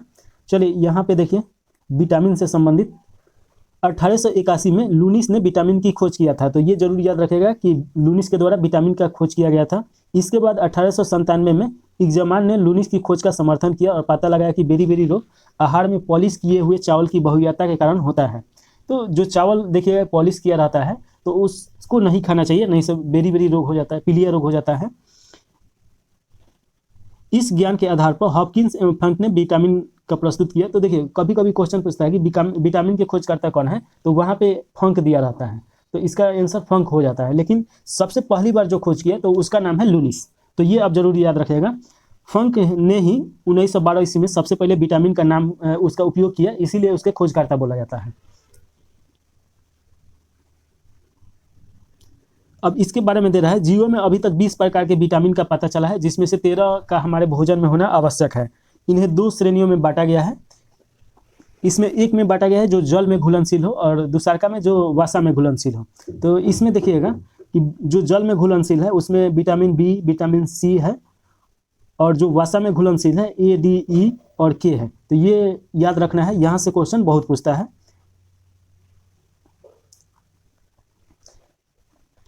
यहाँ पे दिया है किस विटामिन के कारण कौन सा रोग होता है, यानी कि कौन सा विटामिन जो है उसके कारण होता है। और इसमें थोड़ा सा देखना है पहले, जल में घुलनशील कौन कौन है। तो B1 दिया है थायमिन, जिसके कमी के कारण होता है बेरी रोग, और B2 जिसे राइबोफ्लेविन कहा जाता है, इसके भी कमी से होता है किलोसिस। और विटामिन B3 यानी कि निकोटीन अम्ल बोला जाता है, इससे होता है पेलेग्रा। और विटामिन B5 पैंथोथेनिक अम्ल बोला जाता है, इससे चर्म रोग होता है और वृद्धि कम हो जाता है। उसके बाद बाल सफ़ेद हो जाता है, जनन क्षमता कम हो जाता है। B6 दिया है पायरिडॉक्सिन, इसके कमी से होता है रक्त क्षीणता, चर्म रोग और पेशीय ऐंठन होता है। विटामिन B7 के कमी से होता है चर्म रोग और बालों का झड़ना है, विटामिन B7 इसका ये है। अब बायोटिक इसका बायोलॉजिकल नाम है। विटामिन B9 फॉलिक अम्ल समूह है, ये रक्त क्षीणता हो जाता है, यानी कि खून की कमी हो जाएगा और उसके बाद कुंठित वृद्धि हो जाएगा, लंबाई चौड़ाई बढ़वे नहीं करेगा। B12 साइनोकोबानिन है, ये रक्त क्षीणता, तंत्रिका तंत्र की गड़बड़ी। उसके बाद विटामिन C है, एस्कॉर्बिक अम्ल हो जाएगा, इसके कारण होता है एस्कॉर्बिक रोग होता है, तो ये आप जरूर याद रखिएगा। वसा में घुलनशील विटामिन का नाम दिया गया है, जिसमें A, D, E, K है। तो विटामिन ए का रासायनिक नाम देखिएगा रेटिनॉल है, डी का कैल्सीफेरॉल और ई का टेकोफेरॉल और के का नेप्टोक्विनोन है। अब देखिए ए के कमी से होता है कर्णिका और त्वचा की कोशिकाओं का सल्की, उसके बाद रतौंधी और कुंठित बुद्धि हो जाता है। और डी के कमी से होता है सूखा रोग, ऑस्टियोमाइलोसिया। उसके बाद ई के कमी से होता है जनन क्षमता की कमी हो जाता है और पेशिया कमजोर हो जाता है। उसके बाद के देखिए, चोट पर रक्त का थक्का न जमने से अधिक रक्तस्राव होता है, जिसे हीमोफीलिया के नाम से जाना जाता है। चलिए अब 62 नंबर क्वेश्चन देखिए, बंगाल की खाड़ी के सहारे तटीय मैदान का विभाजक है। तो ए में दिया है कोरोमंडल, बी में दिया है कोकण तट और सी में दिया है कन्नड़ तट और डी में दिया है मालाबार तट। इसका राइट आंसर ए हो जाएगा कोरोमंडल तट, तो ये हो जाएगा इसका।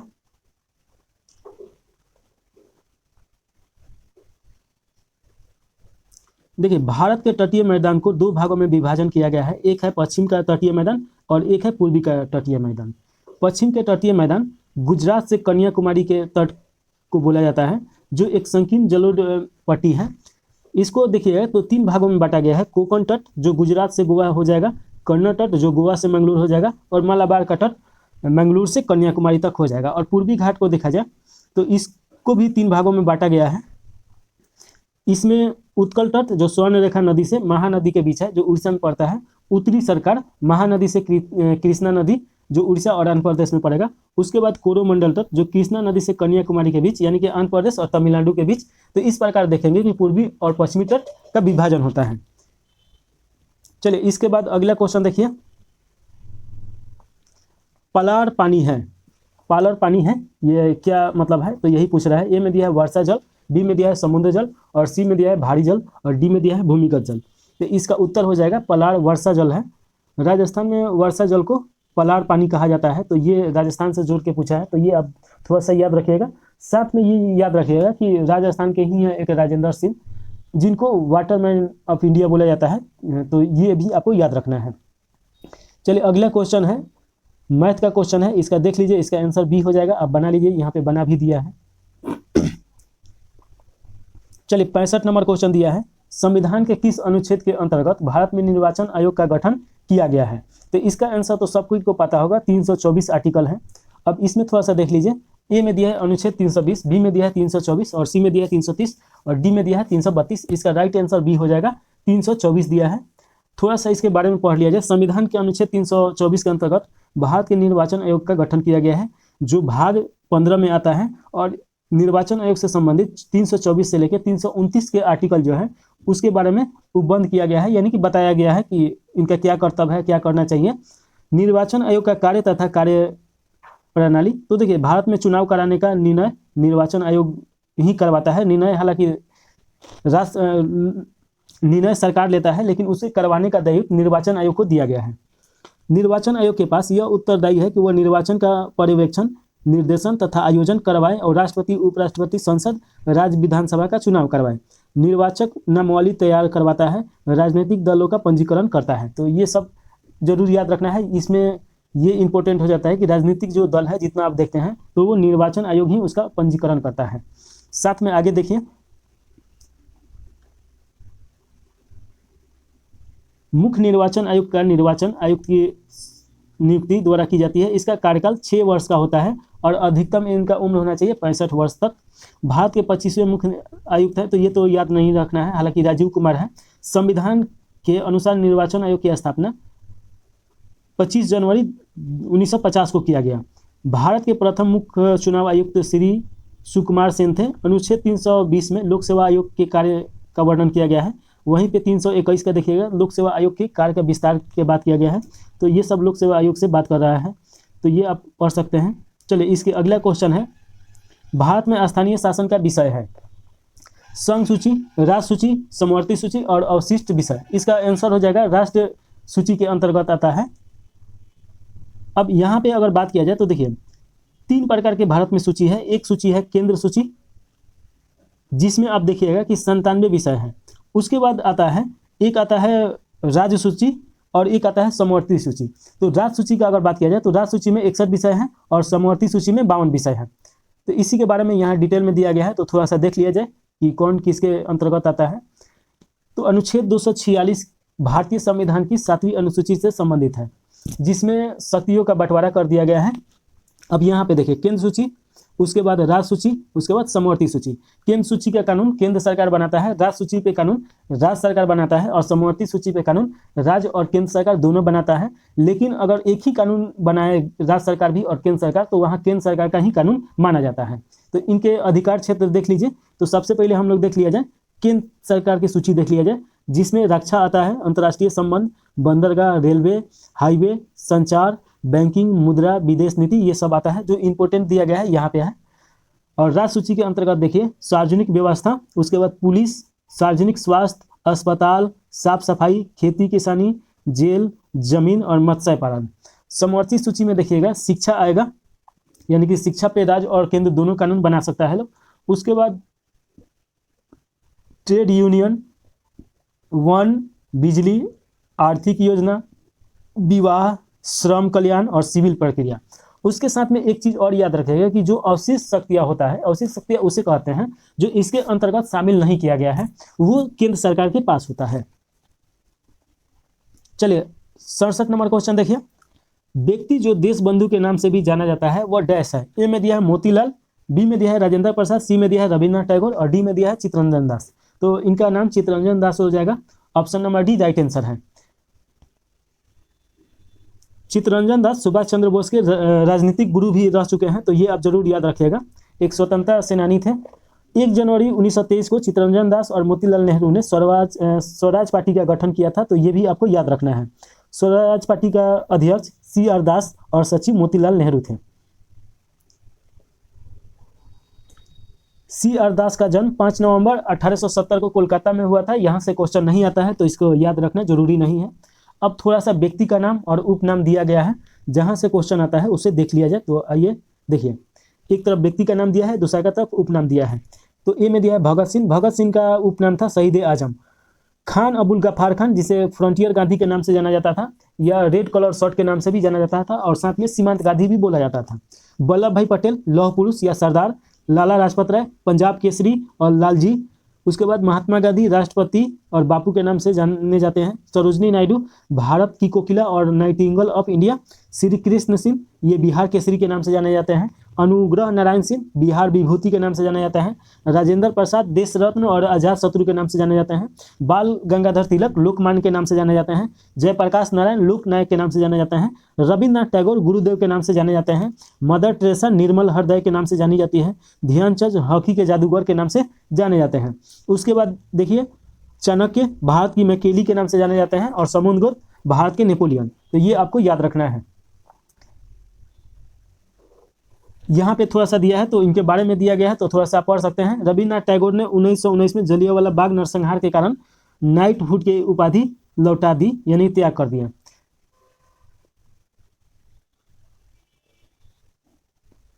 ये सब इतिहास में डिटेल में पढ़ना है, इसीलिए इतना हम इसको डिटेल में नहीं पढ़ा रहे हैं।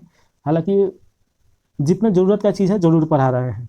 Choose the correct from of direct narration for the given sentence.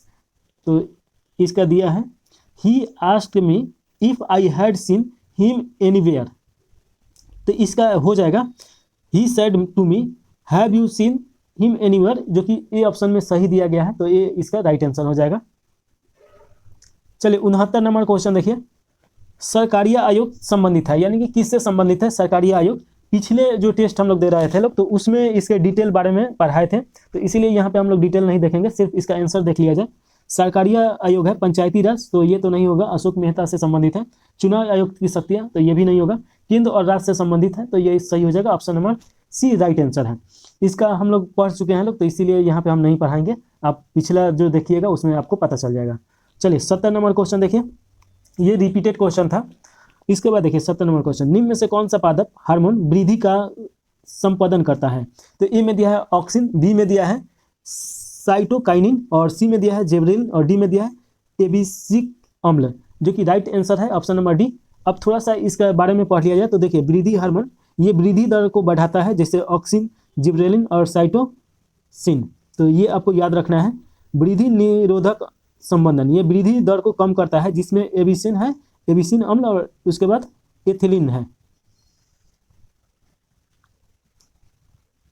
तो देखिए ऑक्सिन, साइटोकाइनिन और जिब्रेलिन ये बढ़ाता है, और जो एबिसिन है वो इसको संबंधन कर देता है, यानी कि कम कर देता है। शुद्ध हिंदी दिया गया है। तो आगे देखिए ऑक्सिन के बारे में यहाँ पे लिखा है। ऑक्सिन सबसे महत्वपूर्ण पादप हार्मोन है, जो ये पौधे के ऊपरी सिरों को बनते हैं। ये कोशिकाओं के दीर्घकारण द्वारा वृद्धि को नियंत्रण करता है। और उसके बाद देख लीजिए यहाँ पे जेबरिन के बारे में दिया गया है। तो ये एक जटिल कार्बनिक यौगिक है। यह पौधे के ऊपरी सिरों एवं भ्रूण में बनता है तथा इसके सभी भागों में वृद्धि करता है। साइटोकाइनिन ये प्राकृतिक साइटोकाइनिन उन क्षेत्रों में संश्लेषित होता है जहाँ तीव्र कोशिका विभाजन संपन्न होता है, जैसे कि मूल शाखाएं विकासशील प्ररुकलाकाय और तरुण फल। तो ये हो जाएगा। उसके बाद देखिए एप्सिन अम्ल। एप्सिन अम्ल पादप वृद्धि तथा पादप उपचय निरोधक का काम करता है। यह कोशिका विभाजन को रोकता है, अतः इसे वृद्धि निरोधक हार्मोन के नाम से भी जाना जाता है। इथिलीन यह गैसीय अवस्था में होता है। इसका सबसे महत्वपूर्ण कार्य है कच्चे फलों को पकाना। तो आपसे ये क्वेश्चन पूछता है कि कौन सा तत्व है जो कच्चे फल को पकाता है, तो इसे इथिलीन के नाम से जाना जाता है। तो ये आप जरूर याद रखिएगा। फलों को पकते समय इसकी सांद्रता बढ़ जाती है। यह वृद्धि अवरोधक हार्मोन है। इसके बाद हम लोग देखेंगे 71 नंबर क्वेश्चन। राष्ट्रीय खेल दिवस मनाया जाता है। तो एक में दिया है 28 फरवरी, बी में दिया है 29 अगस्त और सी में दिया है 26 सितंबर और डी में दिया है 26 अक्टूबर। तो देखिए 29 अगस्त को ध्यानचंद का जन्म होता है, तो इसीलिए ये खेल जो राष्ट्रीय खेल दिवस है उन्हीं के जन्म दिवस पे मनाया जाता है। तो 29 अगस्त हो जाएगा। ऑप्शन नंबर बी सही है। तो यही इसके बारे में दिया गया है, जो आप पढ़ सकते हैं, लेकिन सभी इसका इम्पोर्टेंट नहीं है। 2023 से दिया है तो कहाँ से इम्पोर्टेंट होगा, तो ये इम्पोर्टेंट नहीं है। सिर्फ आप ये याद रखिएगा कि हॉकी के ये जादूगर कहे जाते हैं मेजर ध्यानचंद, और इन्हीं के कप्तानी में या कहें कि टीम के सदस्य थे। तो 3 बार ओलंपिक मेडल जीत के लाया गया है। एक 1928, 1932 और 1936, लगातार 3 बार। तो समझिए कितना अच्छे स्तर के खिलाड़ी होंगे। 1956 में ये सेवानिवृत्त हो गए। अब यहाँ पे नोट में दिया गया है मेजर ध्यानचंद के नाम पर पुरस्कार, जिसमें देखिएगा मेजर ध्यानचंद खेल रत्न पुरस्कार दिया जाता है, जो भारत का सर्वोच्च खेल सम्मान है। और ध्यानचंद पुरस्कार भी खेल में ही दिया जाता है, खेल के लिए ही दिया जाता है। इसके बाद देखिए 72 नंबर क्वेश्चन, निम्नलिखित में से किस की नियुक्ति राष्ट्रपति के द्वारा नहीं किया जाता है, यानी कि 3 इसमें से होगा जो राष्ट्रपति के द्वारा किया जाता है और एक को नियुक्ति नहीं किया जाता है। तो ए में दिया है भारत के मुख्य न्यायाधीश, तो ये तो किया जाता है राष्ट्रपति के द्वारा नियुक्त। उसके बाद लोकसभा का अध्यक्ष, तो देखिए लोकसभा के अध्यक्ष लोकसभा के सदस्यों के द्वारा चुना जाता है, तो इस प्रकार इसका आंसर बी राइट आंसर हो जाएगा। राज्यपाल और वायुसेना का अध्यक्ष राष्ट्रपति के द्वारा ही नियुक्त किया जाता है।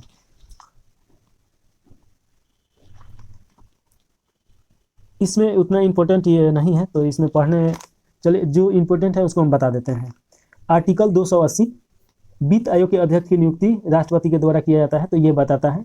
आर्टिकल 239 संघ राज्य क्षेत्र के मुख्यमंत्री की नियुक्ति राष्ट्रपति के द्वारा किया जाता है, जो यूटी राज्य है लोग। अनुच्छेद 148 ये नियंत्रक और महारैक परीक्षक की से संबंधित है, नियुक्ति से संबंधित है, तो ये 3 आप याद रखिएगा।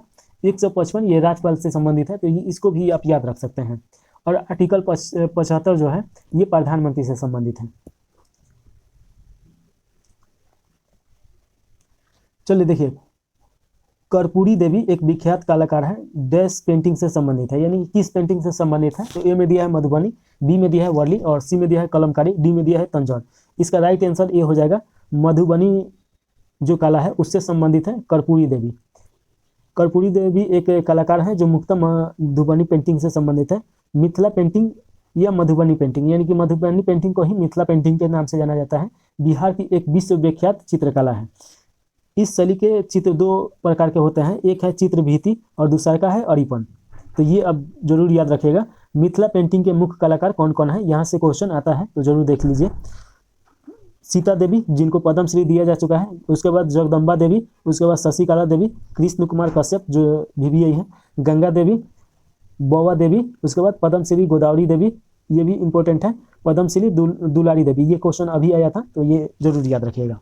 बिहार की प्रमुख चित्रकला शैली जिसमें मिथिला पेंटिंग है, 1942 में लंदन की आर्ट गैलरी में प्रदर्शन लगाई गई थी। भारतीय चित्रकला की एक शैली है जो 18 से 19वीं शताब्दी में भारत के बिहार में मौजूद थी, जिसे पटना कलमकारी के नाम से भी जाना जाता है। तो पटना कलमकारी जो होता है, तो देखिए इसमें कलम लगा है, तो कलम जो बनाया जाता है बांस की आप करची देखे होंगे, तो जो करची को काट के और उसके ऊपर को थूर दिया जाता है, जिसके बाद वो लिखने लायक हो जाता है और उसी से पेंटिंग बनाया जाता है। इसके प्रमुख कलाकार हैं जिसमें आप देखिएगा सेवक राम, ईश्वर प्रसाद वर्मा, महादेव लाल और साथ में हुलास लाल, राधा मोहन बाबू और यमुना प्रसाद, तो ये जरूर याद रखिएगा। वर्ली पेंटिंग ये महाराष्ट्र में लोकप्रिय है, तो ये जरूर आप याद रखिएगा। और महाराष्ट्र में भी वायनाड एक जिला है, वहाँ पे ये है। कलमकारी पेंटिंग ये आपका आंध्र प्रदेश में हो जाएगा। तंजौर जो ये है ये दक्षिण भारत में हो जाएगा, यानी कि तमिलनाडु में, तो ये आप जरूर याद रखिएगा। चलिए यहाँ पे 74 नंबर क्वेश्चन ये नहीं पूछेगा, हालांकि इसको पढ़ सकते हैं कि किस प्रकार करेंट अफेयर पूछता है। 75 नंबर क्वेश्चन देखिए, हाँ इसके बाद 75 नंबर क्वेश्चन है, जब एक पत्थर के टुकड़े को एक धागे से बांधकर क्षैतिज वृत्ताकार पथ पर घुमाया जाता है तो पत्थर के टुकड़े का वेग किस बिंदु पर होगा। ए में दिया है वृत्ताकार पथ के लंबवत एवं वृत्त की त्रिज्या के अनुदिश बाहर की ओर। दूसरा में दिया है उस बिंदु का वृत्ताकार पथ के स्पर्शीय रेखा के अनुदिश। और सी में दिया है वृत्ताकार पथ के धरातल के लंबवत। और डी में दिया है वृत्ताकार पथ के अनुदिश उसके केंद्र की ओर। तो इसका राइट आंसर बी होना चाहिए, उस बिंदु का वृत्ताकार पथ के स्पर्शीय रेखा के अनुदिश। तो इसका देख लीजिए यहाँ पे दिया गया है और ये दिखाया भी गया है कि घुमा रहा है, तो इसका कहाँ पे है, तो यहाँ पे है।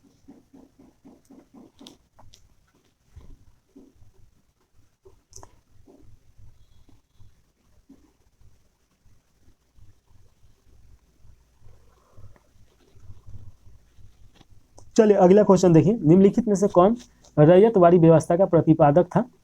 पिछला जो हम टेस्ट देख रहे थे उसमें भी ये क्वेश्चन था, तो ये रिपीटेड क्वेश्चन है, तो इसीलिए प्रीवियस ईयर का क्वेश्चन देना जरूरी हो जाता है। तो देखिए निम्नलिखित में से कौन रैयतवाड़ी व्यवस्था का प्रतिपादक किया था। तो ए में दिया लॉर्ड कॉर्नवालिस, बी में दिया थॉमस मुनरो और सी में दिया सर जॉनसन और डी में दिया है वारेन हेस्टिंग। इसका आंसर हो जाएगा थॉमस मुनरो। तो पिछले भाग में हम इसका डिस्क्रिप्शन और इसको डिस्क्राइब कर दिए हैं, तो यहाँ पे हम लोग नहीं देखेंगे, लोग आप देख लीजिएगा, बहुत डिटेल में दिया है, आप जरूर देखिएगा, PDF डाउनलोड कीजिए और वहाँ से इसको जरूर देखिए। चलिए अगला क्वेश्चन है, भारत में सूक्ष्म वित्तीय कंपनियों जैसे कि गैर बैंकिंग वित्तीय कंपनियां जिसमें आप देखते हैं कि एनजीओ होता है लोग अधिकतर, तो उसी को बोला जाता है, का विनियमन कौन करता है। ये भी जो क्वेश्चन है रिपीटेड क्वेश्चन है। ए में दिया है भारतीय रिजर्व बैंक, बी में दिया है राष्ट्रीय आवास बैंक, सी में दिया है भारत सरकार का कंपनी मामले के विभाग, और डी में दिया है भारतीय प्रतिभूति एवं विनिमय बोर्ड। इसका आंसर हो जाएगा भारतीय रिजर्व बैंक के द्वारा किया जाता है। ऑप्शन नंबर ए सही है, जिसे नॉन बैंकिंग फाइनेंस के नाम से जाना जाता है।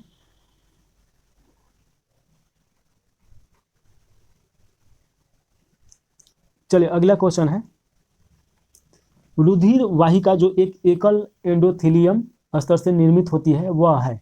ए में दिया है धमनियां, बी में दिया है नसें, सिराए को ही नस बोला जाता है, और सी में दिया है केशिकाएं, कोशिकाएं होना चाहिए, और डी में दिया है अलिंद।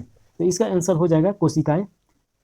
तो देखिए रुधिर वाहिका जो एकल एंडोथेलियम स्तर से निर्मित होता है वो केशिकाएं हैं। रुधिर वाहिकाएं खोखले ट्यूब के एक जटिल नेटवर्क है जो पूरे शरीर में रक्त परिवहन करता है। यह एंडोथेलियम कोशिकाओं से बना एक आंतरिक परत है। परत के साथ साथ संयोजी ऊतक और मांसपेशियों की परत से निर्मित होता है। रक्त वाहिकाएं मस्तिष्क, फेफड़े, त्वचा के आंतरिक स्तर को एंडोथेलियम एवं हृदय के आंतरिक परत को एंडोकार्डियम कहा जाता है। अब यहाँ पे धमनिया के बारे में दिया है। ये रुधिर नलिकाएं शुद्ध रक्त को हृदय से दूर तंतुओं की ओर शरीर के अन्य अंगों में ले जाती है। इसकी नली पतली होती है, चूंकि इसमें कपाट नहीं होते हैं, अतः इसमें रुधिर का बहाव तेजी से होता है। और यहाँ पे नस यानी कि सिराए के बारे में दिया गया है। सिराए कोशिकाएं मिलकर सिराओं की रचना करते हैं। ये रुधिर नलिकाएं या सिराएं सभी तरह के रक्त को हृदय में लाती है, जिसकी भित्ति धमनी की अपेक्षा पतली होती है। धमनी की तरह सिरा लचीला नहीं होता है, अतः इसका रुधिर बाहर निकलने पर संकुर जाती है। सिराओं के कपाट जिसे बल्ब कहा जाता है, बल्ब इसमें क्या करता है कि उसको ऊपर नहीं जाने देता है और उसे बंद कर देता है। कोशिकाएं के बारे में देख लीजिए। ये शरीर के ऊतकों के भीतर स्थित अत्यंत छोटी वाहिकाएं होती है जो रक्त के धमनियों से सिराओं तक पहुंचाती हैं और ऊतकों एवं कोशिकाओं के बीच द्रव गैस का आदान प्रदान करती है। आलिंद देख लीजिए, हृदय बहुकक्षा में दोनों फेफड़ा के बीच अवस्थित होता है। यह एक त्रिकोण संरचना है जो एक दोहरी झिल्ली से ढकी रहती है, जिसे हृदय वरण या पेराकार्डियम कहते हैं। इसके आधार ऊपर की ओर चौड़ी होती है, जिसे दाहिना आलिंद तथा बायां आलिंद के रूप में जाना जाता है। दोनों आलिंद के बीच में अंतर आलिंद भित्ति होता है। इसके बारे में हम डिटेल में पढ़ा दिए हैं, तो वहां से आप पढ़ सकते हैं। चलिए अगला क्वेश्चन देखिए,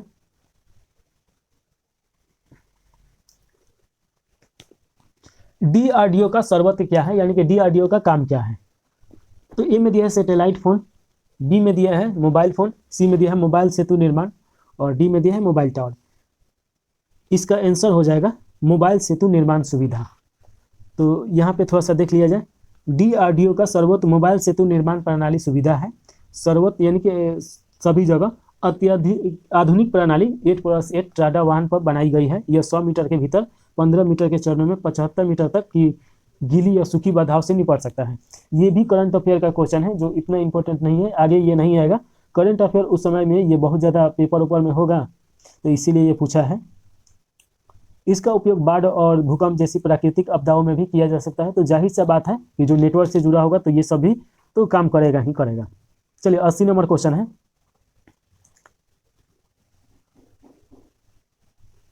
global gender gap report dash के द्वारा जारी किया जाता है। तो ए में दिया है वर्ल्ड इकोनॉमिक फोरम, बी में दिया है ट्रांसपेरेंसी इंटरनेशनल, सी में दिया है यूएनईपी, और डी में दिया है वर्ल्ड बैंक। इसका राइट आंसर हो जाएगा वर्ल्ड इकोनॉमिक फोरम। देखिए विश्व आर्थिक मंच की स्थापना 1971 में किया गया था। इसका अगर देखिएगा तो जिनेवा में हेडक्वार्टर है, तो ये आप पढ़ सकते हैं, जो कि उतना इंपॉर्टेंट नहीं है। अब यहाँ पे देखिए ऑपरेशन फ्लड का संबंध किससे है। तो ए में दिया है बाढ़ से, बी में दिया है मछली से, सी में दिया है दूध से, और डी में दिया है खाद्यान्न उत्पादन से। इसका आंसर डी हो जाएगा ऑपरेशन फ्लड, सी हो जाएगा। ऑपरेशन जो फ्लड है ये दूध से संबंधित है। तो यहाँ पे थोड़ा सा इसके बारे में डिटेल में देख लिया जाए। इसे श्वेत क्रांति के नाम से भी जाना जाता है, जो डेयरी से संबंधित है। श्वेत क्रांति जिसे ऑपरेशन फ्लड के रूप में भी जाना जाता है, 1970 के दशक में भारत को दूध उत्पादन में आत्मनिर्भर बनाने के लिए शुरू किया गया था। डॉक्टर वर्गीस कुरियन को भारत में श्वेत क्रांति के जनक के रूप में जाना जाता है। तो ये जरूर याद रखिएगा, भारत के श्वेत क्रांति के जनक कौन है, वर्गीस कुरियन है। वर्तमान में भारत विश्व में सबसे ज़्यादा दूध उत्पादन में पहला स्थान पे आता है, तो ये भी याद रखिएगा। और राष्ट्रीय दूध दिवस कब मनाया जाता है, तो 26 नवंबर को मनाया जाता है, ये भी आप याद रखिएगा। चलिए यहाँ पे क्वेश्चन आ गया, ये भी रिपीटेड क्वेश्चन है, जो कि पिछले जो पेपर देख रहे थे वहाँ पूछा था। तो देखिए अभी तक तो 3-4 क्वेश्चन डायरेक्ट टू डायरेक्ट आया है। जबकि ये उसी दिन का पेपर है, ये सेकंड पेपर है, इसके पहले वाले हम देख रहे थे तो फर्स्ट पेपर था। मनुष्य में श्रवण आवृत्ति की परास कितना होता है ये पूछ रहा है। 2 हर्ट्ज से 20 हर्ट्ज दे रहा है तो ये नहीं होगा। 20 हर्ट्ज से 200 हर्ट्ज दे रहा है, ये भी नहीं होगा। 20 हर्ट्ज से 20 के एच हो दिया है जो कि 20,000 हर्ट्ज इसका हो जाएगा। तो यही राइट आंसर है, ऑप्शन नंबर सी। सिर्फ यहाँ पे ये चेंज किया है, उसमें 20,000 हर्ट्ज लिखा था और यहाँ पे 20 के एच दे दिया है, तो ये बदल दिया है, बाकी सेम टू सेम क्वेश्चन है।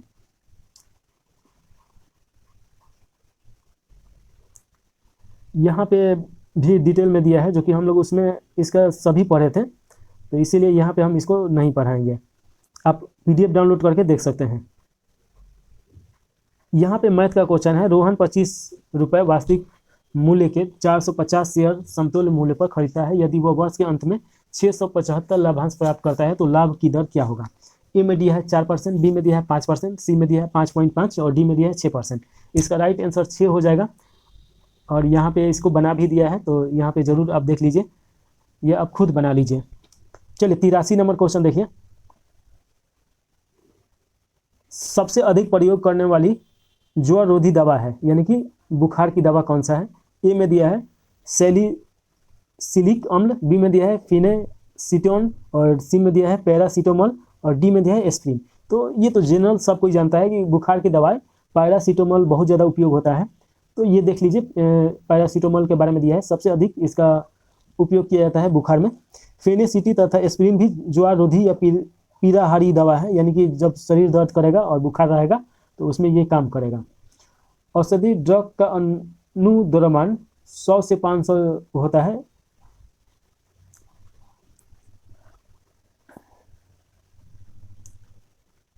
इसके बारे में क्वेश्चन पूछ सकता है। प्रति अम्ल, ये पेट में अति अम्लता के उपचार में प्रयोग में लाया जाता है, तो ये आप जरूर याद रखिएगा। उसके बाद ये भी पूछ सकता है प्रति हिस्टामिन, उदाहरण के लिए ब्रोमेफेनामिन और टर्फेनिमोनिन। हिस्टामिन एवं शक्तिशाली वाहक विस्फोरक है जो श्वसन नलिकाओं और आहार नाली की चिकन पेशियों को संकुचित करता है। ये सब दवाई के इसी के बारे में दिया गया है, तो आप इंटरेस्टेड है तो जरूर पढ़ सकते हैं। यहाँ से क्वेश्चन आता नहीं है तो हम पढ़ाएंगे नहीं। चलिए 85 नंबर क्वेश्चन देखिए। निम्न में से कौन एक गैर सदस्य के रूप में संसद के किसी सदन की कार्यवाही में भाग ले सकता है। ए में दिया है उपराष्ट्रपति, बी में दिया है भारत का मुख्य चुनाव आयुक्त और सी में दिया है भारत का महान्यायवादी और डी में दिया है मुख्य निर्वाचन आयुक्त। तो इसका राइट आंसर हो जाएगा ऑप्शन नंबर सी, भारत के महान्यायवादी संसद के किसी सदन में, यानी कि लोकसभा और राज्यसभा दोनों में ये भाग ले सकता है। आर्टिकल 76 इसके बारे में बताता है। राष्ट्रपति के द्वारा इनका नियुक्ति किया जाता है, तो ये भी आप याद रख सकते हैं।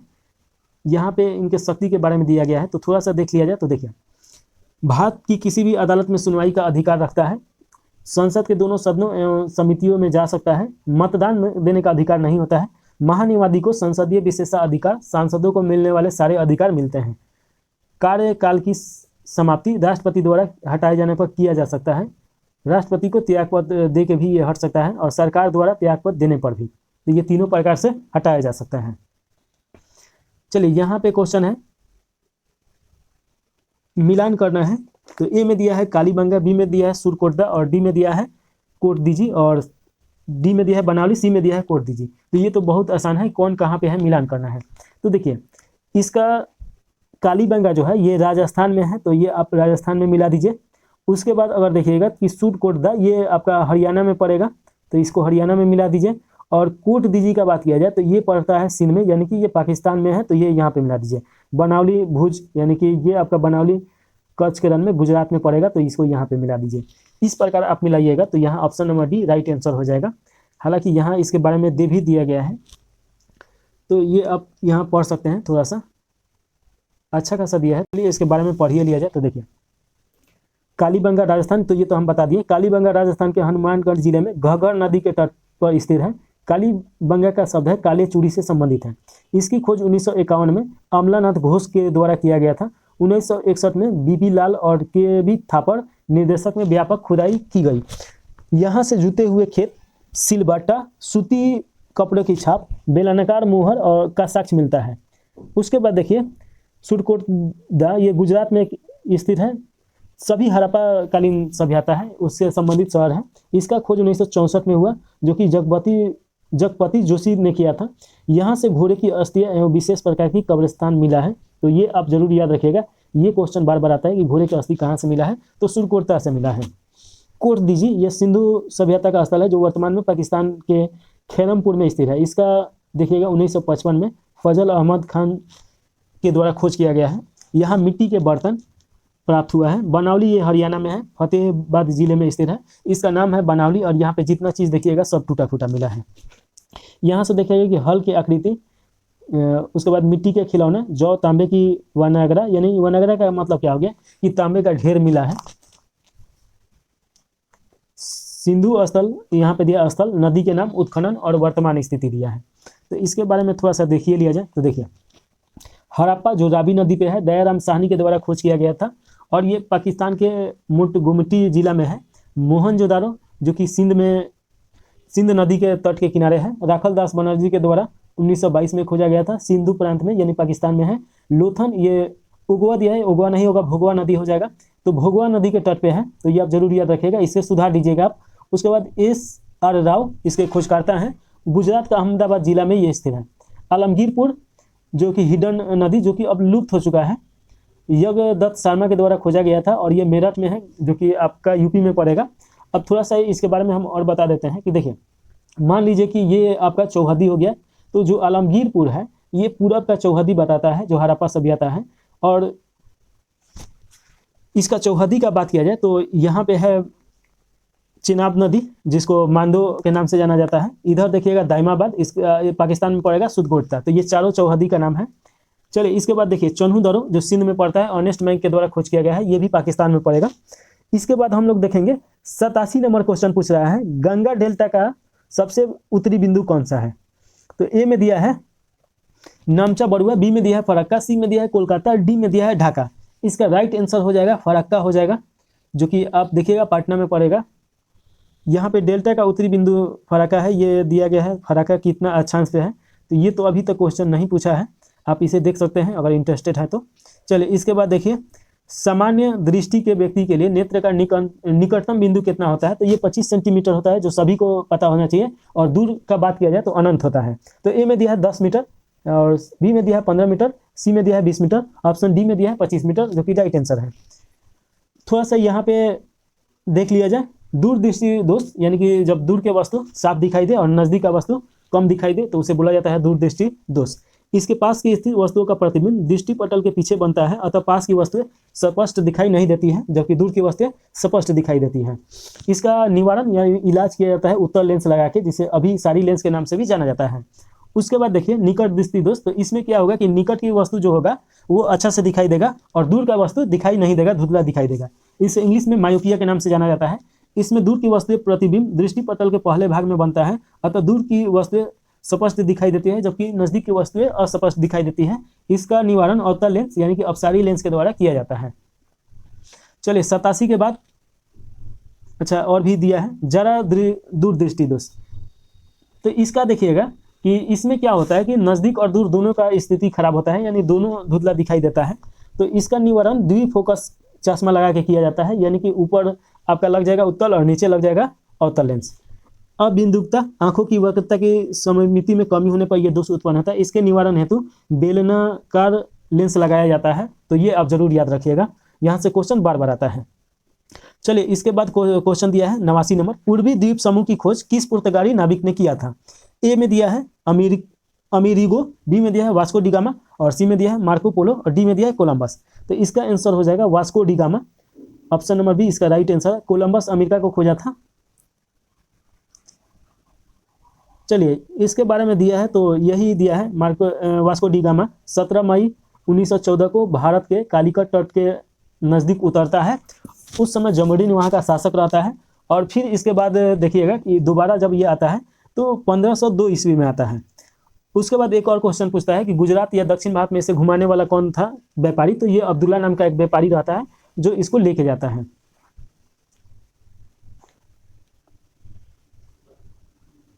ये भी आप याद रख सकते हैं कि यूरोपीय में पुर्तगाल सबसे पहले आता है भारत में और जाता है सबसे बाद में। 1961 में गोवा पे अधिवस्त छोड़ा, तो ये भी आप देख सकते हैं। चलिए अगला क्वेश्चन है, सीमांत उपभोक्ता प्रवृत्ति एमपीसी की परिभाषा है। तो इसमें ए में दिया है ए बटा सी, बी में दिया है थीटा सी बटा थीटा वाई, और सी में दिया है एस बटा वाई, और डी में दिया है थीटा एस, और उसके बाद बटा थीटा वाई। इसका आंसर हो जाएगा ऑप्शन बी हो जाएगा थीटा सी बटा थीटा वाई। तो इसके बारे में यहाँ डिटेल में दिया है, थोड़ा सा पढ़ लिया जाए तो देखिए, सीमांत उपभोक्ता प्रवृत्ति की परिभाषा ये बताता है, किन्स ने 4 प्रकार की प्रवृत्ति दिया। तो किन्स देखिए अर्थशास्त्र के एक बहुत बड़े विद्वान हैं, जिसमें एक दिए हैं उपभोग सीमांत प्रवृत्ति। एक उपभोक्ता बढ़ी हुई आय का कितना भाग खर्च करेगा, यह बात उपभोक्ता की सीमांत प्रवृत्ति के द्वारा पता चलता है। तो उसी के बारे में यहाँ पे बताया गया है। बी में दिया है सीमांत बचत प्रवृत्ति, ये भी कितना वो खर्च करेगा और कितना बचत करेगा, इसका उसके सीमांत प्रवृत्ति पे निर्भर करता है। औसत उपभोक्ता प्रवृत्ति, उपभोक्ता तथा आय के अनुपातिक संबंध को उपभोग की औसत प्रवृत्ति कहते हैं। औसत बचत व आय के अनुपातिक संबंध को बचत की औसत प्रवृत्ति कहते हैं। चलिए 91 नंबर क्वेश्चन देखिए, दिहांग दरा भारत के डैश राज्य में स्थित है। ए में दिया है नागालैंड, बी में दिया है सिक्किम, डी में दिया है सी में दिया है मेघालय, और डी में दिया है अरुणाचल प्रदेश। इसका राइट आंसर अरुणाचल प्रदेश हो जाएगा। यहाँ पे दिया है दरा और अवस्थिति, तो इसके बारे में थोड़ा पढ़ना जरूरी है, तो आइए देखा जाए। ए में दिया है काराकोरम दरा जो कि लद्दाख में है, बी में दिया है देपसंग ला, ये भी लद्दाख में है। अब थोड़ा सा ला और दरा के बारे में बता दें, ला और दरा एक ही को चीज़ को बोला जाता है। उसके बाद देखिए लानकला ये लद्दाख, चांगला लद्दाख, जाराला लद्दाख, खारदुंगला लद्दाख, जोजिला दरा लद्दाख। तो इतना लद्दाख है। इसके बाद देखिएगा जम्मू कश्मीर, तो जम्मू कश्मीर में देखिए कौन कौन है, तो बुर्जिल दरा, पीर पंजाल दरा, बनिहार दरा, बारालाचा दरा, सॉरी ये आपका दू हो जाएगा। और बारालाचा दरा जो है ये हिमाचल प्रदेश में है, सिपकी दरा हिमाचल प्रदेश, रोहतांग दरा हिमाचल प्रदेश, और उसके बाद देखिए नीति दरा उत्तराखंड, मानाला दरा उत्तराखंड, मुलिंगला उत्तराखंड। इसके बाद अगर बात किया जाए तो देखिए नाथुला ये सिक्किम, बोडमिला डला अरुणाचल प्रदेश, दीपू अरुणाचल प्रदेश, पांगसाउ अरुणाचल प्रदेश, और तुजू ये मणिपुर हो जाएगा। इसमें हम बता देते हैं, जो आप स्टार बना के याद कीजिएगा, जहाँ से सबसे ज़्यादा क्वेश्चन आता है। इसमें सबसे पहले तुजू याद कीजिएगा जो कि एक ही है। उसके बाद आप याद रख सकते हैं पागसाउ, उसके बाद आप याद रखिए नाथुल दरा, जिलेप दला, मानाला दरा और रोहतांग दला, और साथ में याद रखिएगा सिपकीला दरा, और इधर याद कीजिएगा जोजिला दरा, और उसके बाद लानकला दरा और काराकोरम दरा। तो ये जरूर इतना याद रखिएगा। 92 पूछ रहा है, 92 नंबर में क्या क्वेश्चन है जी? अच्छा चलिए 92 नंबर क्वेश्चन देख लीजिए। पादप किसका उपयोग बायोडीजल के रूप में किया जाता है, इन्हें पहचानिए और सही विकल्प चुनिए। तो देखिए बायोडीजल क्या है, तो जो प्राकृतिक पेड़ पौधा होता है उसके द्वारा जो विद्युत बनाया जाता है, यानी कि डीजल बनाया जाता है, तो उसी को बायोडीजल बोला जाता है। ए में दिया है करंज जो कि सही है, बी में दिया है महुआ, सी में दिया है जोटाफरा, और डी में दिया है अरंडी। इसमें आप ईख भी जोड़ सकते हैं, उसके बाद जो भूसी होता है चावल का उसको भी जोड़ सकते हैं। तो ये सब जितना है ये सब आप देखिएगा कि जैव विविधता के अंतर्गत ही आता है, जिसको रस निकाल के उसका और विद्युत के रूप में उपयोग किया जाता है। तो इस प्रकार देखेंगे चारों सही है। ऑप्शन नंबर डी इसका राइट आंसर है। यहाँ पे दिया भी है वो इसके बारे में, तो आप पढ़ सकते हैं। तार हो जाएगा, सूरजमुखी हो जाएगा, महुआ, जोटाफरा, ये जितना चीज़ है सब हो जाएगा। हाँ ये इम्पोर्टेंट है। ये जो है दिसंबर 2009 में केंद्र सरकार ने नेशनल बायोडीजल मिशन की शुरुआत किया है। चलिए इसके बाद हम लोग देखेंगे 93 नंबर क्वेश्चन, हुन किस भारतीय राज्य में मनाया जाने वाला एक सांस्कृतिक त्यौहार है? ए में दिया है असम, बी में दिया है त्रिपुरा, सी में दिया है मेघालय, डी में दिया है मणिपुर। इसका राइट आंसर हो जाएगा मणिपुर में मनाया जाता है। तो ये आप जरूर याद रखिएगा। उसके बाद देखिए असम में कुछ त्यौहार है जो कि इम्पोर्टेंट है, जिसमें बिहू सब कोई जानता होगा, बाइखो, अम्बुबासी मेला और जूनबिल मेला, ये असम का त्यौहार है। मेघालय में देखिएगा तो साद कसरा, बंगाला महोत्सव और नोग्रेम, जो कि ये इंपॉर्टेंट है, नोग्रेम बार बार पूछता है। त्रिपुरा के त्यौहार के देखिएगा तो निर्महल त्यौहार, खर्ची पूजा, तो ये जरूर याद रखिएगा। उसके बाद गढ़िया पूजा।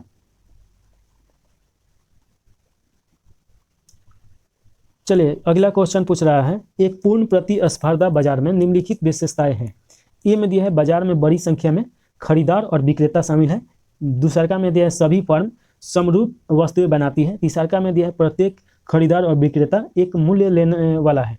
तो इसका राइट आंसर ए बी, मतलब ये तीनों आंसर सही हो जाएगा, 1 2 3। इसका राइट आंसर डी हो जाएगा।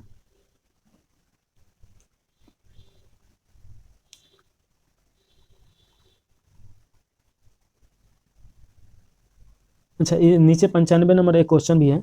एज ऑफ टाइम निम्नलिखित में से किस हस्ती की जीवनी है? ए में दिया है सानिया मिर्जा, बी में दिया है कल्पना चावला, सी में दिया है दीपिका पादुकोण और डी में दिया है प्रियंका गांधी। तो इसका आंसर का बात किया जाए तो ये कल्पना चावला के जीवन पे संबंधित है। अब थोड़ा सा बात किया जाए कि कल्पना चावला का जीवन परिचय, तो नाम इनका तो जानिए रहा है। जन्म जो हुआ था 17 मार्च 1962 को हुआ था, मृत्यु 1 फरवरी 2003 को हुआ था। जन्म करनाल में हुआ था, हरियाणा। पति का नाम जिया पियरे हैरिसन है। ये अंतरिक्ष में जाने वाली पहली भारतीय महिला है, तो ये भी आप याद रख सकते हैं। चलिए अगला क्वेश्चन 96 नंबर है। किसी वस्तु को बल व त्वरण के बीच का संबंध दिया जाता है? तो ये तो क्वेश्चन बहुत इजी है। ये पूछा है न्यूटन के गति के प्रथम नियम, तो ये तो गलत है। प्रथम नियम से क्या मिलता है? क्रिया और प्रतिक्रिया का ये मिलता है। द्वितीय नियम है न्यूटन के द्वितीय नियम, तो ये सही है कि बल और त्वरण के बीच का ये संबंध यहाँ पे मिलता है। तो वहीं पे यहाँ पे दिया है। इनका एक किताब है जिसका नाम है प्रिंसिपिया, जिसमें गति के नियम है, 3 गति नियम है, तो उसके बारे में बताया गया है। तो ये अब जरूर याद रखिएगा। गति के फर्स्ट नियम से प्राप्त होता है जड़त्व का नियम, यानी कि कोई भी वस्तु है अगर वो गति में है तो जब तक वो गति में ही रहेगा जब तक कि उस पर बाहरी कोई बल ना लगे। अगर वो स्थिर है तो वो स्थिर ही रहेगा जब तक कि बाहरी बल ना लगे। तो इसी को जड़त्व के नियम के नाम से भी जाना जाता है। तो यही सब दिया है, आप देख सकते हैं।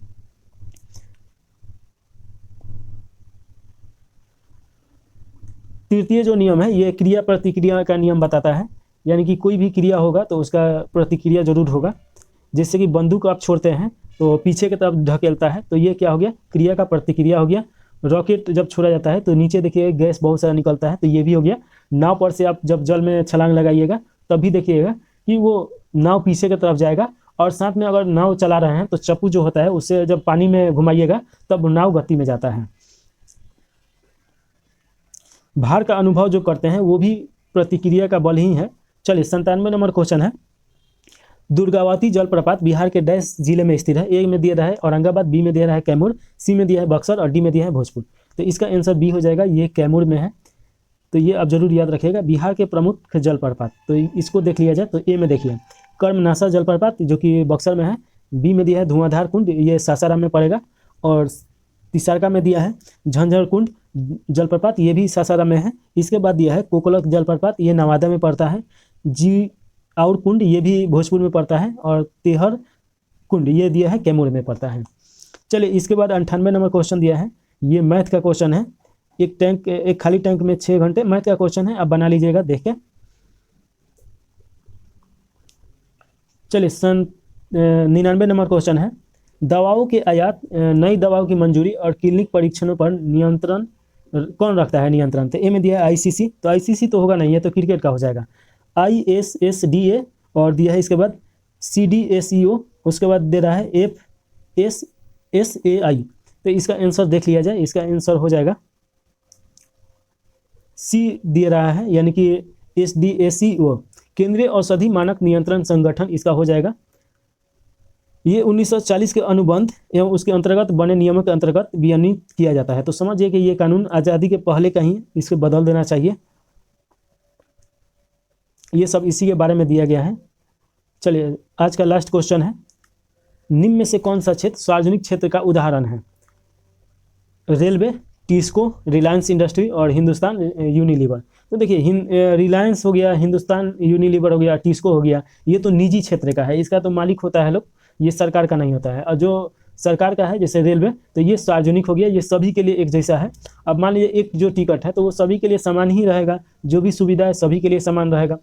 सार्वजनिक में देखिए सार्वजनिक क्षेत्र में जो संगठन होते हैं उसकी स्वामित्व सरकार होती है, सरकार ही उसका प्रबंधन करता है। वही चीज़ है जिसमें रेलवे, डाकघर और तार विभाग ये सब आ जाएगा।